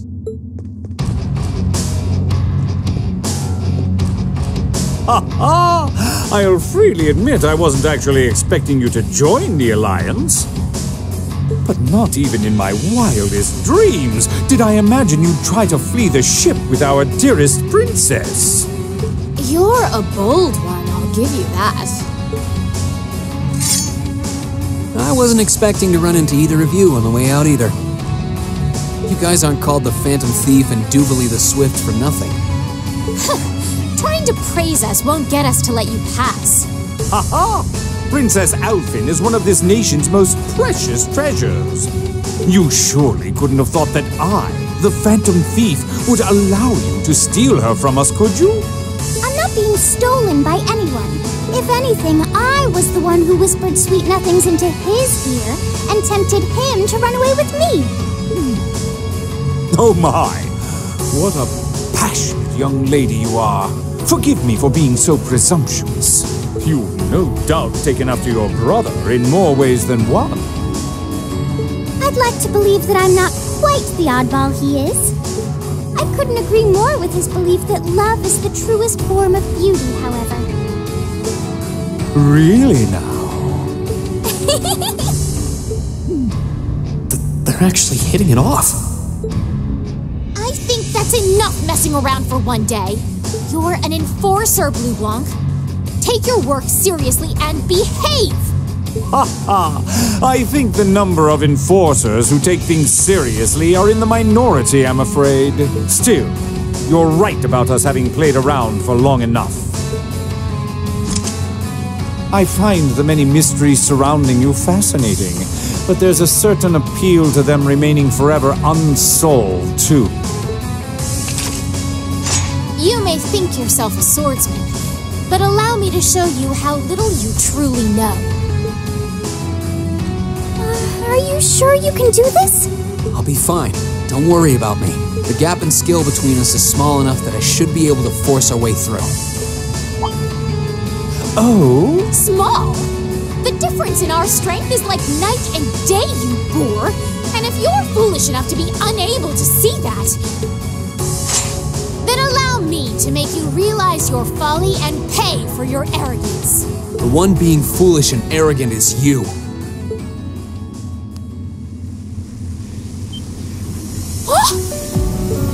My. Rean? I owe me being able to do this to you, Your Highness. You and Elise. Now, everyone who's done anything to aid us in coming this far deserves thanks.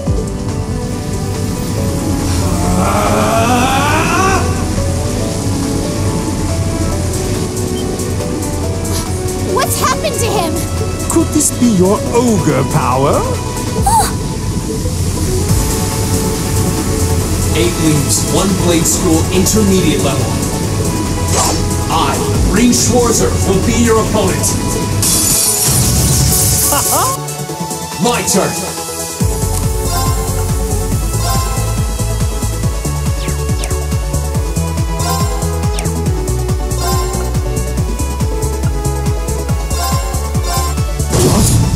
Come, my minions!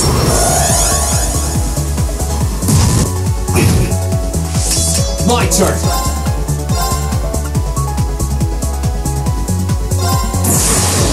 Gather on my blade!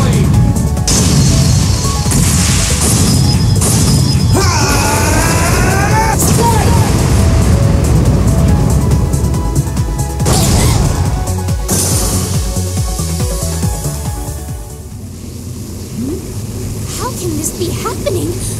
What is he? Ha ha ha! Splendid! Simply splendid! So you finally conquered your power and made it your own, did you? You continue to fascinate me, Rean. Rean! Forgive me, Your Highness. What for?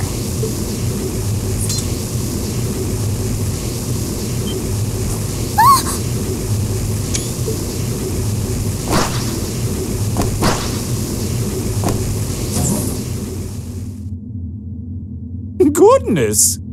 Wait just a damn minute!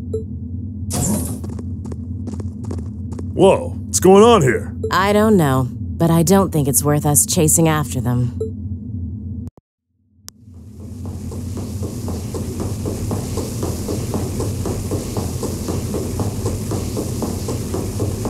We'll make our way directly to the deck.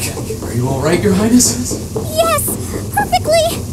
My heart just feels as if it's about to burst. That doesn't sound very fine. Come on, is now really the time to be flirting with each other?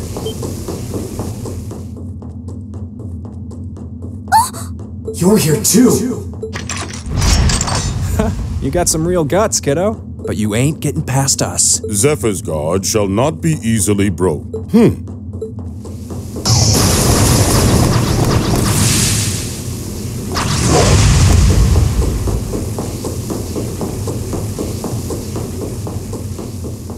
Looks like he's picked up a few tricks from our fee. The targets have broken our line of defense. Commencing pursuit.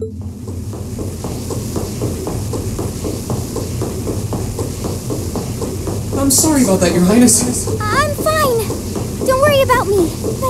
But, can I hold on to you a little tighter? Of course.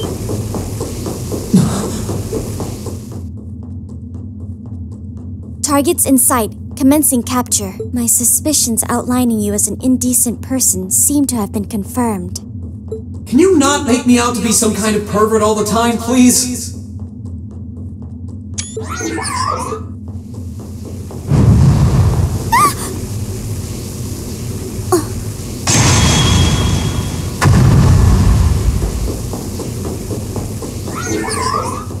Target lost. I may have underestimated you, Rean Schwarzer. In more ways than one.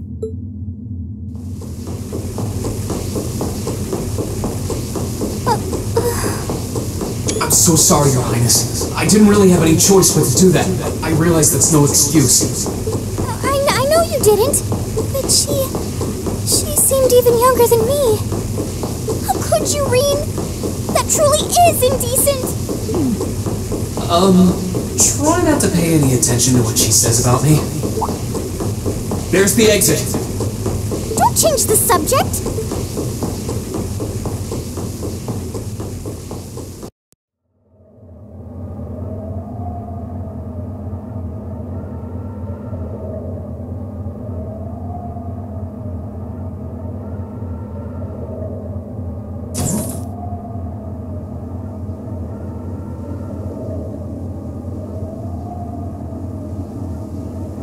That's the Ashen Knight?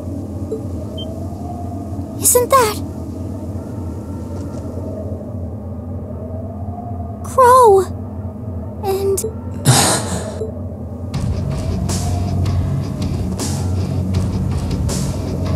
Huh. So that's how it manifests for you.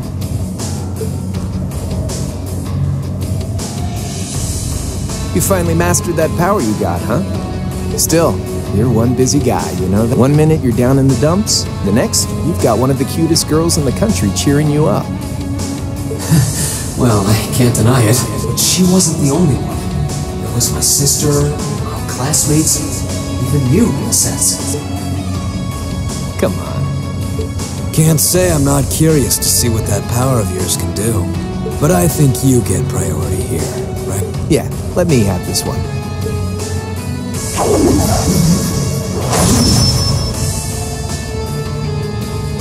Your Highness, if you don't mind. Alright.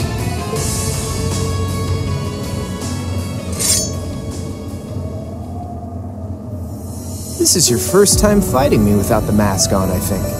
With our Divine Knights, I come out on top. But let's see who wins when it's just the two of us. Sounds good to me. You managed to win against 3 of us at once in the catacombs below Heimdall. It's just you and me now. And this time, I'll be the victor. Go ahead and try.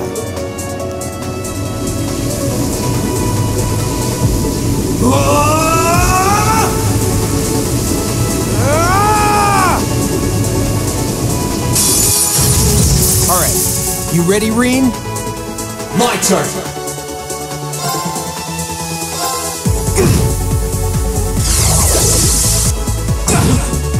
Here we go.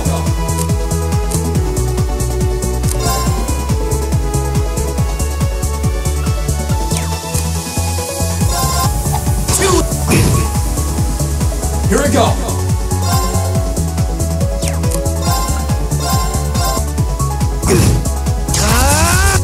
Too slow. Let's move.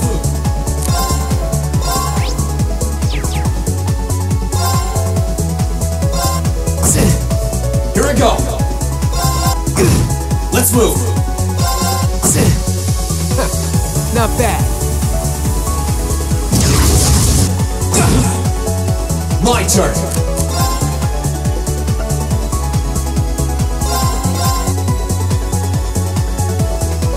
Let's move. Here we go.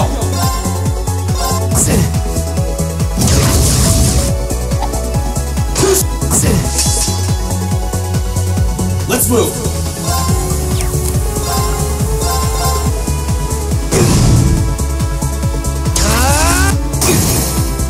Here we go. Let's move. Damn. That's what I can really do.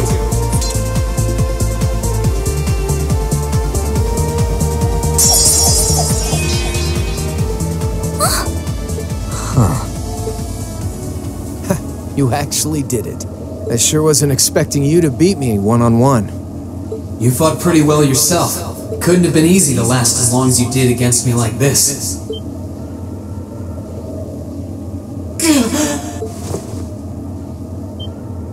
Reen! Why did this have to happen now? Guess your luck ran out.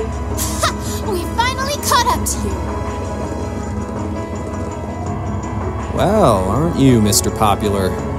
But I think you may have been slightly too reckless this time.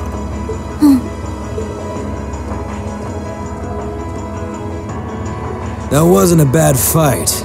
Even if you lost, at least you tried, I guess. Your Highness, please move away from me. Hey, don't be too rough with... Look sharp!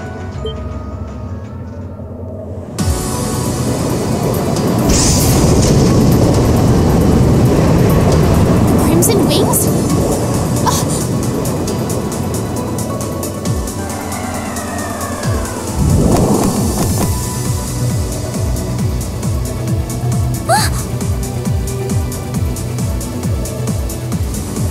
What are you all?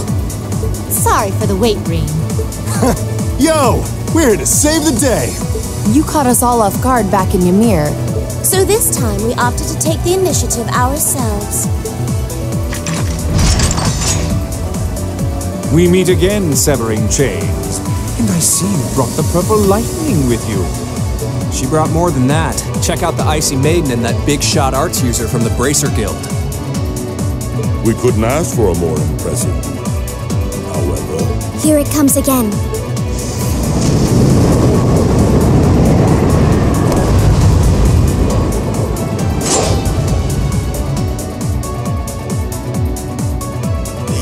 Your lordship!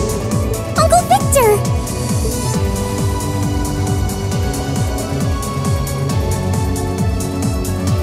It's good to see you again, Lady. And it relieves me to see you're none the worse for wear, Your Highness. Ugh!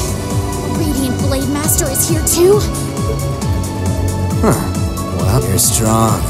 Very strong. That's quite the nod, coming from the blazing demon himself. I can see now why you're considered one of the fiercest in Ouroboros, and why some even claim you to be the Steel Maiden's equal. Well, I know who I'm gonna be fighting. Don't you go forgetting about us now.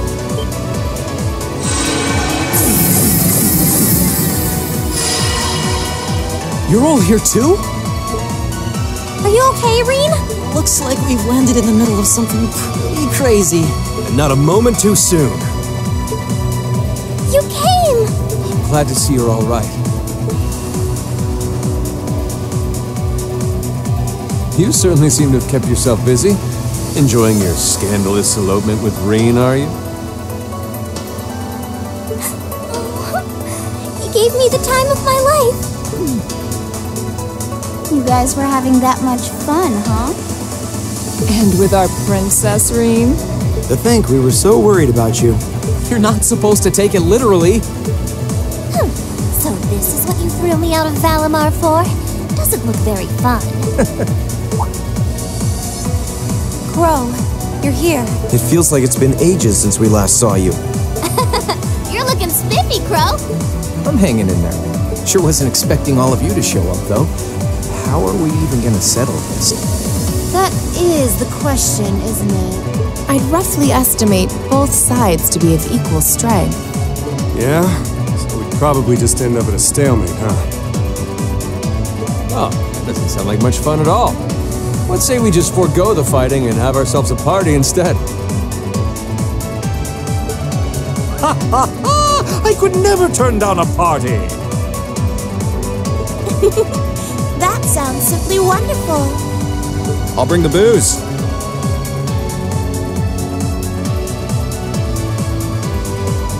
Ah! No, no, no! Can't one of you take this a little more seriously? This is getting us nowhere.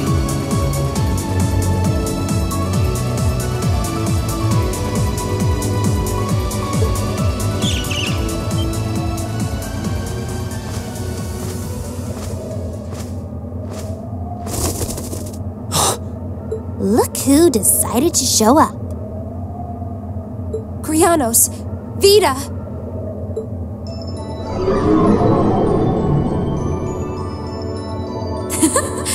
Welcome aboard the Pantagruel, Emma.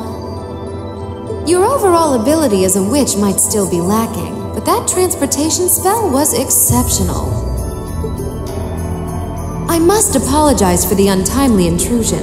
As displeased as a few of you might be by the idea, I think it best if we let one another peacefully go our separate ways this time. I'll be the one who bears the brunt of Duke Cayenne's anger. Vita. Can't say I understand why we should. It's not our place to question the orders of our clients. Whatever. Gives me something to look forward to later.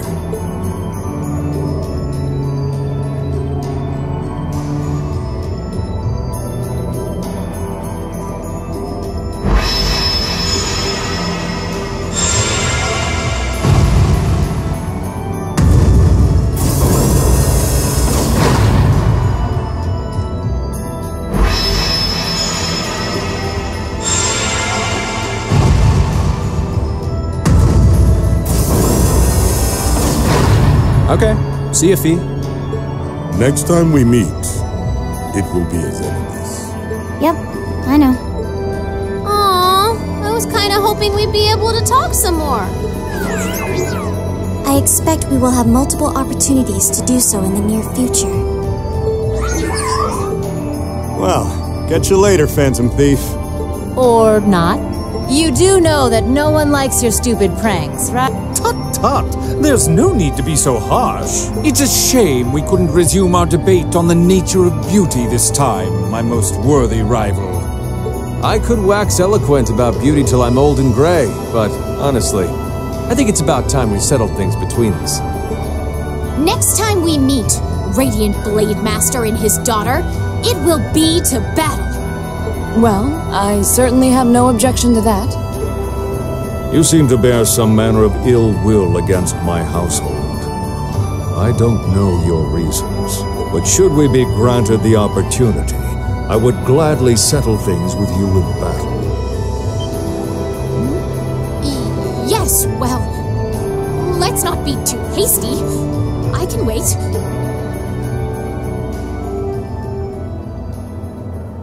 Guess that wraps things up for now. You've definitely grown, but you've still got plenty of room for improvement, especially when it comes to piloting Valimar. So unless you're up for another beatdown, I suggest you get to work on fixing that.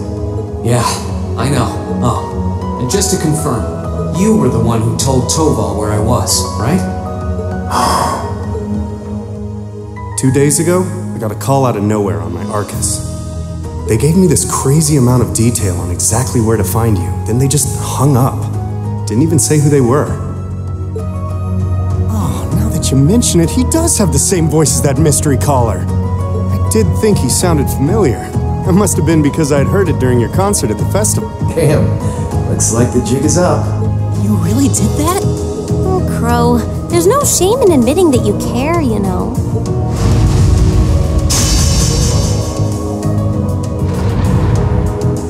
And if I might be so bold as to offer a word of advice, get Valimar a better sword, one like yours. If you think you're such hot stuff you can beat me without your 8 leaves training, you're in for a world of hurt. Correct choice of armaments is indeed paramount. Selecting one the Awakener is well suited to will increase combat efficiency exponentially. I can't pretend to know much about this kind of thing. He's right. Eastern blades like my Tachi are the heart and soul of the 8 leaves, 1 blade style swordsmanship. Alright, I'll take your advice, and when I've got myself one, I'll finally take everything back. The Academy, Elise, and even you, Crow.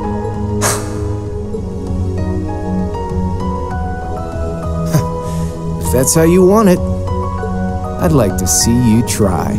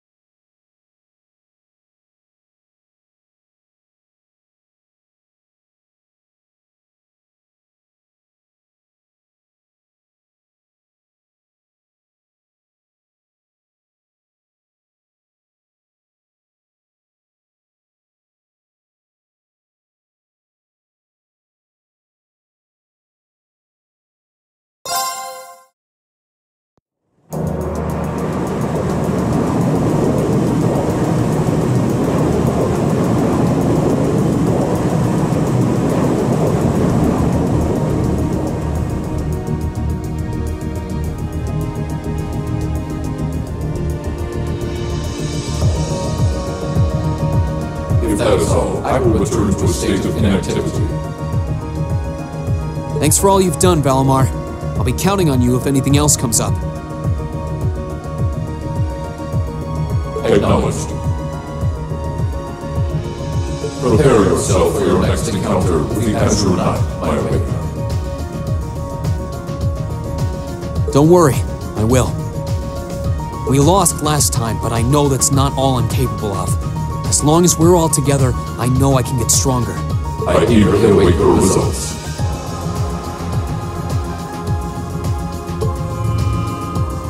Looks like he went to sleep. So, this is what the Great Ashen Knight looks like up close, huh? I've heard all manner of rumor about it, but I never expected... I can't possibly begin to thank you enough. I don't know what I would have done if you hadn't come to my aid.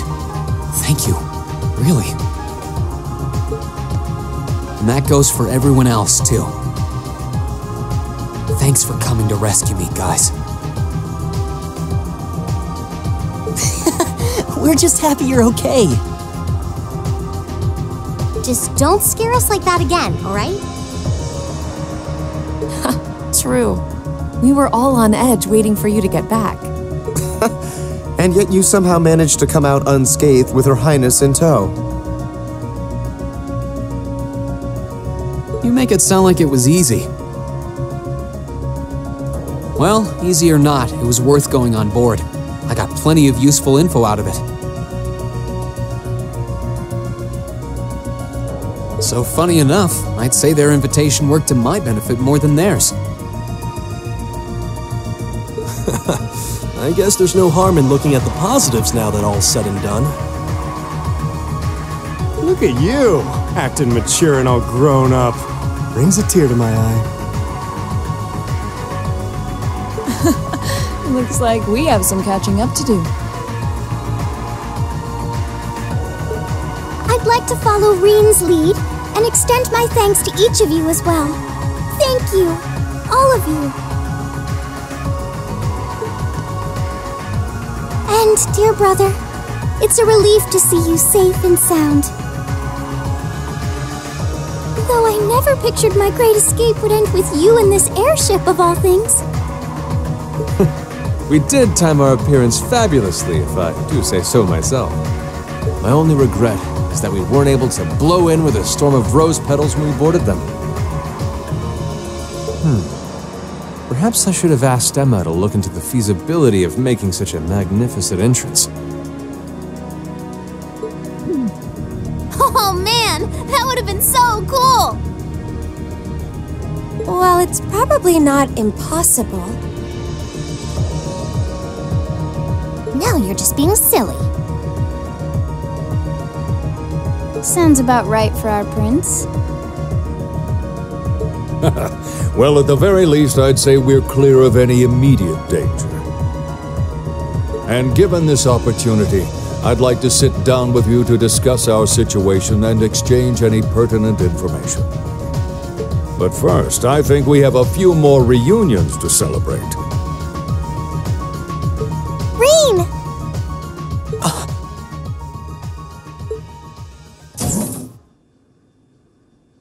Toa! George! I thought I heard your voices when we started flying away from the Pantagruel, so you were on board too? You bet. Good to see you, Reen.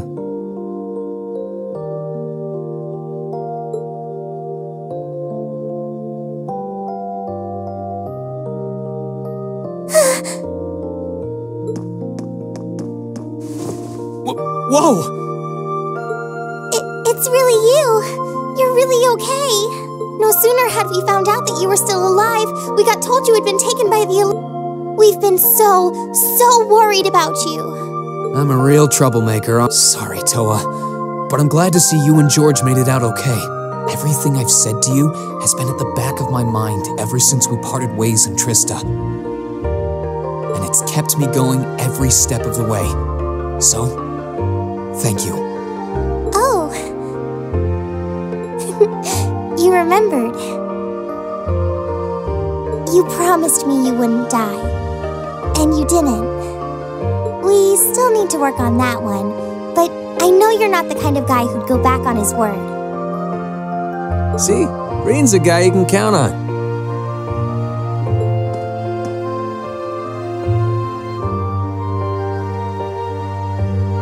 Nice to see you're holding up okay.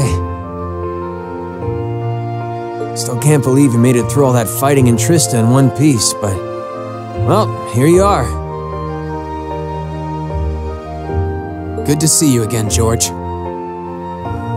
But how'd you two end up on the Courageous to begin with? We'll bring you up to speed once we all sit down for our meeting. There's a conference room on one of the upper floors. We can meet there when you're ready.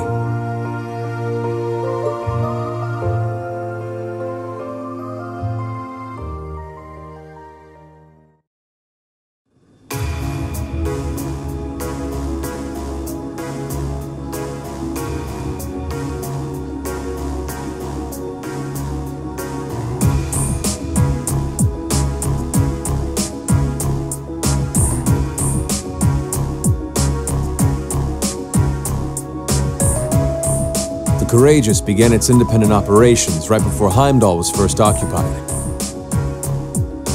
I realized what the Alliance was planning, so I gathered a skeleton crew, met with Viscount Arcade, and we hurried straight to Trista, where we found your classmates locked in combat with the Azure Knight. I see.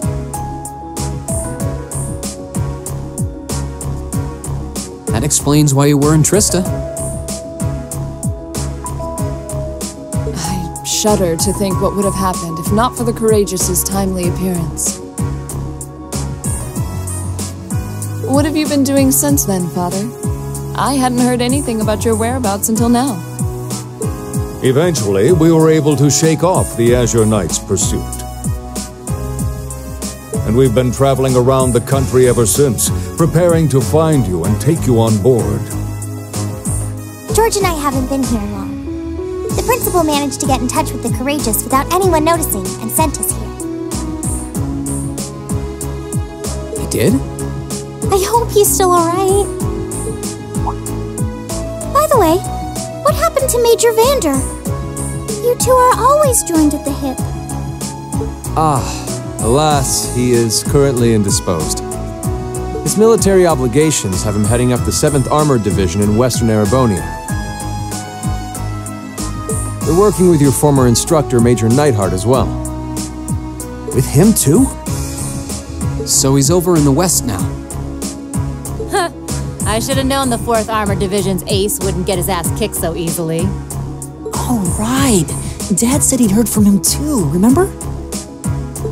Still, the west side of the country contains Marquis Hyarm's Sutherland province, along with Duke Cayenne's Lemaire province. The fighting there would no doubt be even more fierce than it is here in eastern Erebonia. Correct. A large percentage of the Imperial Army's military strength still remains intact. But the Noble Alliance forces' constant attacks have put them at a disadvantage. On top of that, a number of townships in the region have been caught in the crossfire and suffered great losses. That's terrible. I'd heard as much, but it still pisses me off to hear it. With the 3rd and 4th Armored Divisions occupied on the eastern side of the country, one can only assume the Noble Alliance intends to use that as an opportunity to crush the forces in the west. Yeah, but they're not stupid. I bet the army in the west is putting up a pretty good fight by themselves. It's too early to call things just yet. An astute assessment. The situation in the Western Theater could change at a moment's notice. Right. But that means we're uncertain what course to pursue now. And having said that, we have a question to pose to all of you. The question, really. With the whole of the Empire caught in the throes of civil war, what exactly do all of you intend to do from here on out? Us? We were in the midst of discussing that when Reen was taken to the Pantagruel, in fact.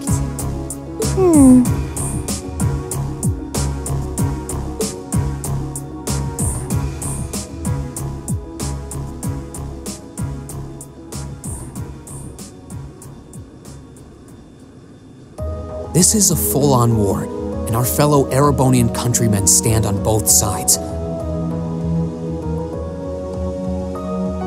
No one here is delusional enough to think that a group of students like us are capable of stopping it by ourselves.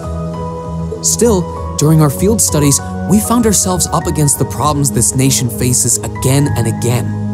And because we have that experience, I believe there's a place for us to change things in all this, a part only we can play. We may not be able to compete head-on with the Alliance,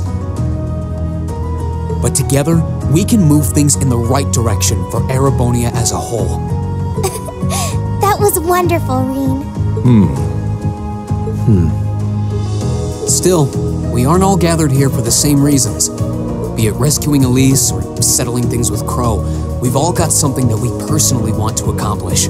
But accomplishing those things won't be possible with the situation as it stands. And that's why, no matter how stacked the odds are against us, or how fierce the fighting becomes, we want to put everything we have into making all the difference we possibly can, in whatever way we can. I think I speak for everyone in Class 7 when I say that. You bet! I agree completely.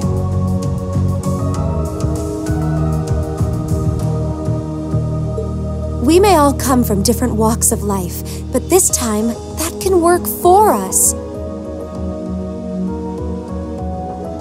Exactly. We have something no one else does, and because of that, we can do things no one else can. And what kind of class would we be if we didn't take advantage of that to protect the people and things we love? As well as find our own answers to the questions we have looming over us.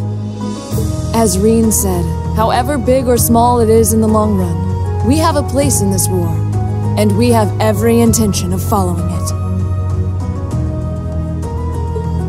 Sounds like it'll be a pain, though. No biggie. We're Class 7. Throw in a few of Rean's trademark speeches and we're raring to go. Look at you kids. You all sound like you've really thought long and hard about this. That's the Class 7 I'm proud to serve. And you guys aren't the only ones who feel that way. Everyone at Thors has something to bring to the table. Remember the Academy's motto? Arise, O youth, and become the foundation of the world. Oh, yeah, that's right. That was what Principal Van Dyke said to us at the welcoming ceremony. The words of Drycles the Lionheart serve to inspire us to this day, it would seem. Of course. It's like you didn't even have to think about it. You guys just knew. Yeah, you should be proud of yourselves. And it's true that Thors students are scattered all over the country right now. But I'm sure that each and every one of them are fighting too, and they feel the exact same way that you guys do. I understand, Your Highness. Indeed. I figured you would have already given it some thought, but I wasn't expecting such a stirring conviction. But I think this at least settles the matter of what course to take. If you would do the honors, Captain. As you wish. We're about to do something neither side would ever expect us to do. We're going to entrust this ship to you. From here on out, the Courageous is yours to command as you see fit. What? What? Father, would you mind elaborating? It means exactly what it sounds like. The operation of this ship will be left entirely to your discretion. I imagine your journey to make a difference in this war needs a home base to begin from.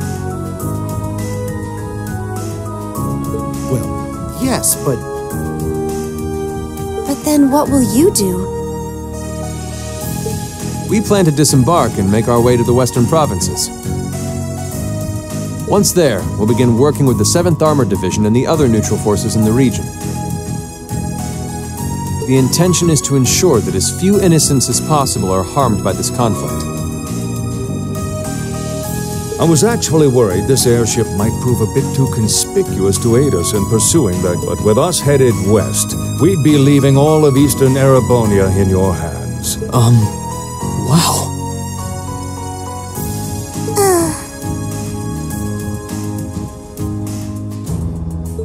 see. That does make the most logical sense. Kinda. If we've got the courageous, we could give our third faction some real weight. Neither side could afford to ignore us.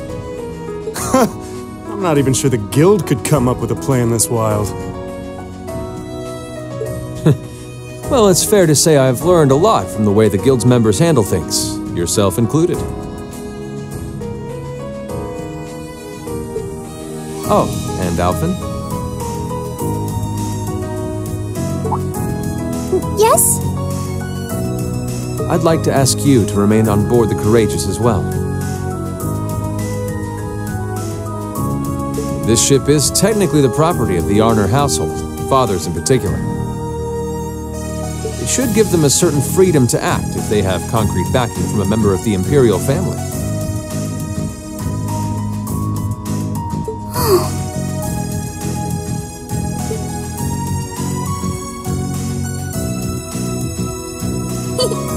I'd be happy to.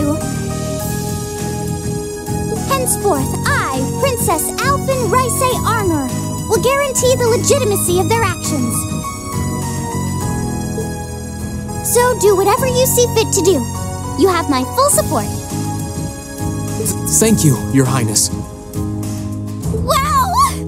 We're truly honored to have you with us. No turning back now. Yeah, seriously.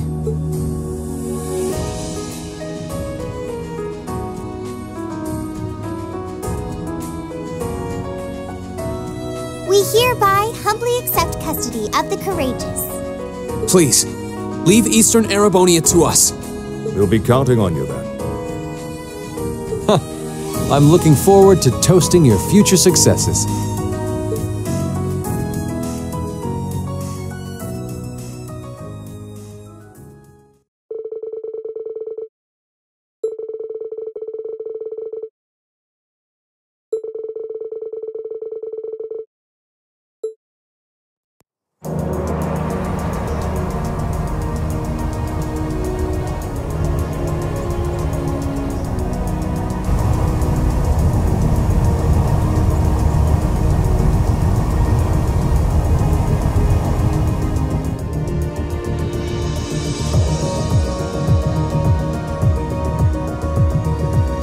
I'm leaving you in charge of the Courageous's day-to-day operations.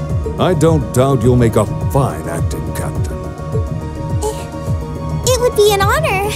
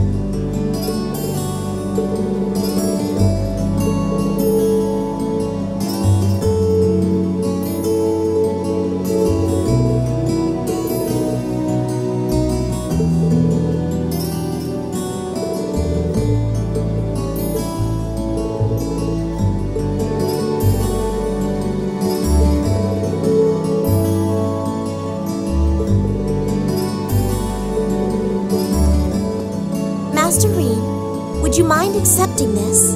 It's a little something I've always kept with me. I hope it will be of some use to you. Thank you, Sharon. You're always taking care of us, you know that? I almost wish you could stay with us longer. I feel like I have so much more I could learn from you. I would like to remain here and continue to serve you as well, you know. I wish you the very best in the days to come. I'm sure that if you try, you will find a place worthy of you in this world. Thank you. I'll do what I can. I also hope that you'll continue to care for Lady Elisa in more ways than one.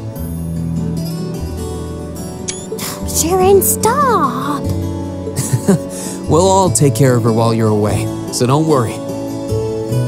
Well then, it's time we bid you all a fond farewell for now. Chin up, Alphen. I'm counting on your charm to keep everyone motivated. May the goddess be with you. I look forward to the stories you'll have to tell when next we meet, Laura. Good luck, Father.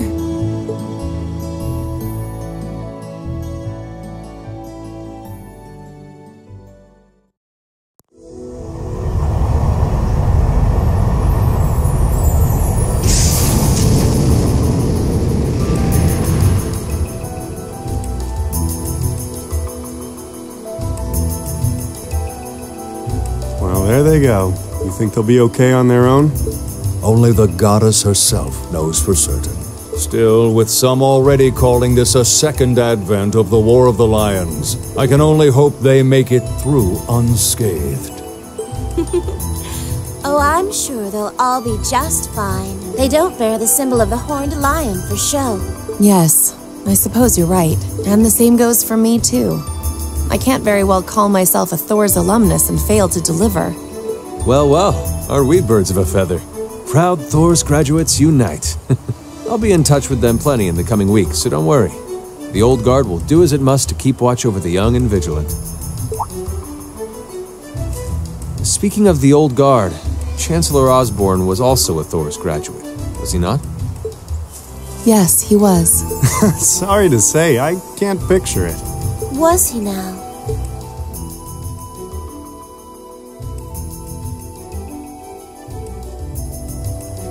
He and I may have had our differences, but I still feel a certain loss with his passing. I'd like to express my condolences to you while I have the chance. I'm afraid I never had the chance to truly get to know him, but there's no doubt in my mind that he was one of the greatest men of our time. Thank you. Still, it must be tough for you with Heimdall under the Alliance's thumb.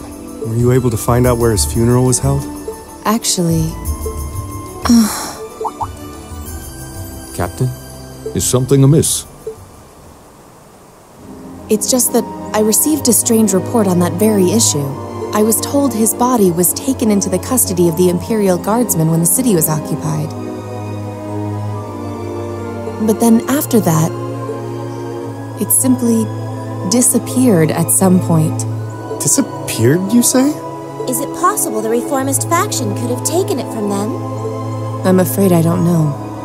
It is possible that the Intelligence Division did something to that effect.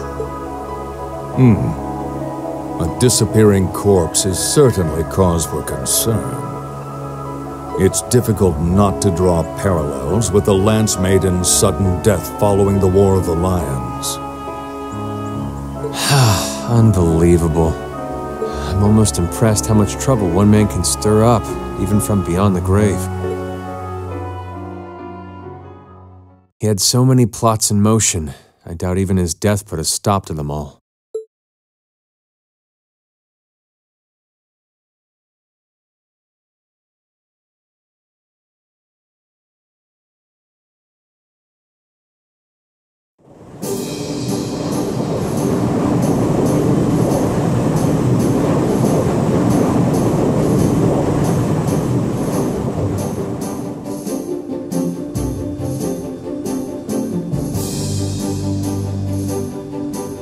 No change in weather or wind direction since entering Kreutzen provincial airspace.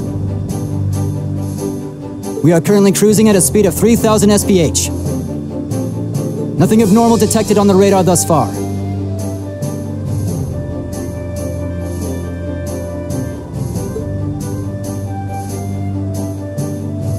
Detour around the Twin Dragons Bridge, staying within the clouds. Take extra care that we aren't noticed by the Noble Alliance's surveillance. Yes, ma'am. She's a real natural at this. Yeah, it's hard to believe she's only been in the position for a day. Indeed, she has proved a worthy captain in Father's place. As if anyone could fit the role better than our student council president. She still looks like a mascot character, though. That's just one of her many charms. Yeah, and besides, I can feel at ease knowing she's in charge. So, today's the day we start our journey anew, right? Right. We settled what we'll be doing last night. Now all that remains is to do it.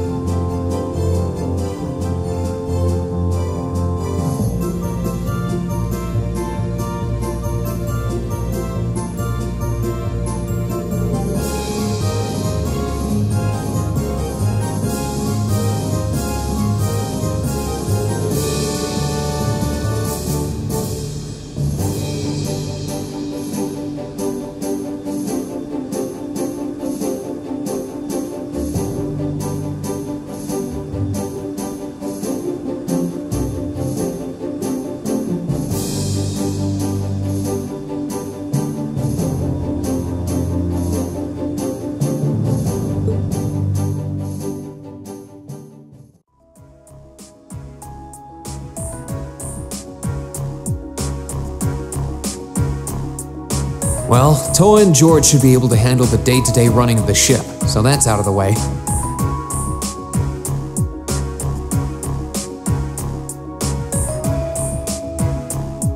And whatever we decide, it's not like we're going to be able to do anything major today. So I think it's time we start hammering down exactly what we're going to be doing from tomorrow onward. In theory, the Courageous gives us the ability to fly around the whole country with ease. But, in reality, the Noble Alliance has control over most of Erebonia, so we're limited in where we can actually go. Yeah, we don't want to risk getting too close to Alliance territory. We'd run the risk of being captured, or even worse, being shot down. It's sad to think how we barely have anywhere we can land with an amazing airship like this at our disposal. Care to share your thoughts on this, instructor? Oh, you kids can just do whatever you want. I lost the will to put in any effort after Captain Classy got off. You slacker. I'm pleased that you think so highly of my father, but... Maybe Laura can hook you up with a one-on-one lecture on the Arcade School of Courtsmanship, if you know what I'm saying. I was kidding. In all seriousness, if you need more people fighting in whatever you end up doing, I'll be happy to help you out. Just don't forget that the Courageous was entrusted to you kids, not to me. If you want my advice, then you got it. But you need to be able to make all the important decisions on your own. Of course. You almost sound like an instructor for once. Getting back to the matter at hand, we don't need to decide everything right at this moment. What say you to figuring out how and what for next? Come again? I assume what would be our overall goal. Something realistic that we can all work together towards. And the how would be a basic idea on how we intend to achieve it? Uh-huh. It's a little trick we use in the student council. It's easier to get motivated when you have a specific goal in mind. You guys were doing the same kind of thing in the weeks before the Academy Festival, remember? The concert was what you were working toward, and all your other planning was how you intended to pull it off. I see. We did spend a lot of time before and during the festival working out all the details, come to think of it. Not to mention taking care of the things we couldn't plan, like the strange stuff at the old schoolhouse. We were coordinating with all of the other classes and clubs at the same time, too. When you break it down step by step, we did so much without even realizing it. And we may have our own personal goals right now, but if we can wrap those up into one overarching goal, it won't seem half as much. How about making it something related to the Academy itself, then? I was thinking the exact same thing. I wonder what's happening there.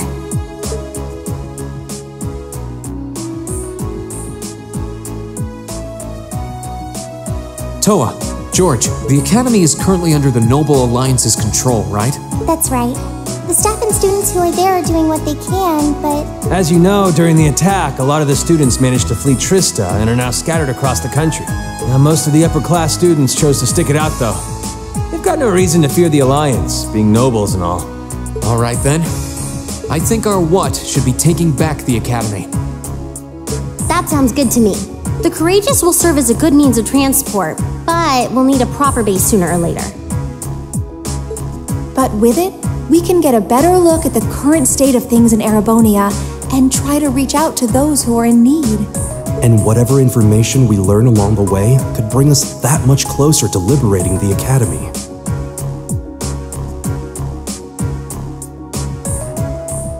Can't see taking it back going that smoothly, though. No doubt. It's near the capital, so its defenses are going to be rock solid. Still, I like it. What goal is more worthy of us than reclaiming something we hold so dear? Indeed. Regardless of personal motivations, I can't think of an objective more fitting to us as a group. And if we actually manage to achieve it, the sky's the limit for us.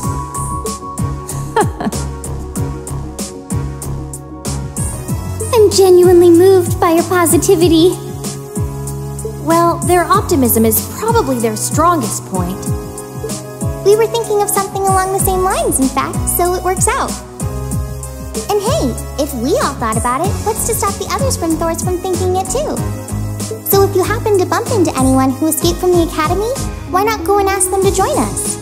I'm not saying it has to be your primary focus or anything, but the more people we have on our side, the better. That's a great idea! Yeah, we'll be sure to keep an eye out.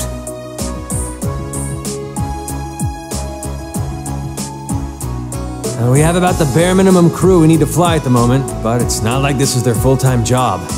I'm sure our current staff won't be here forever, so we're gonna need a few extra hands on board at some point.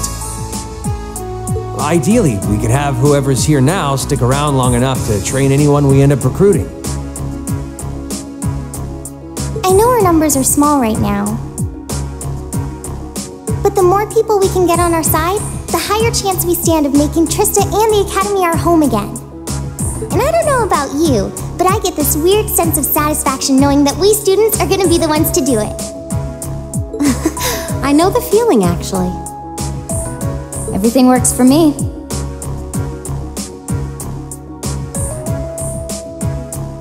I'd say that's our how decided, wouldn't you? Agreed. To wrap all this up, We'll use the Courageous as our base, and as a way to get a good idea of the current state of things in Eastern Erebonia. Along the way, we'll try to recruit as many fellow Thor students to help us out as we can. All for the sake of our primary goal, taking back Thor's military academy.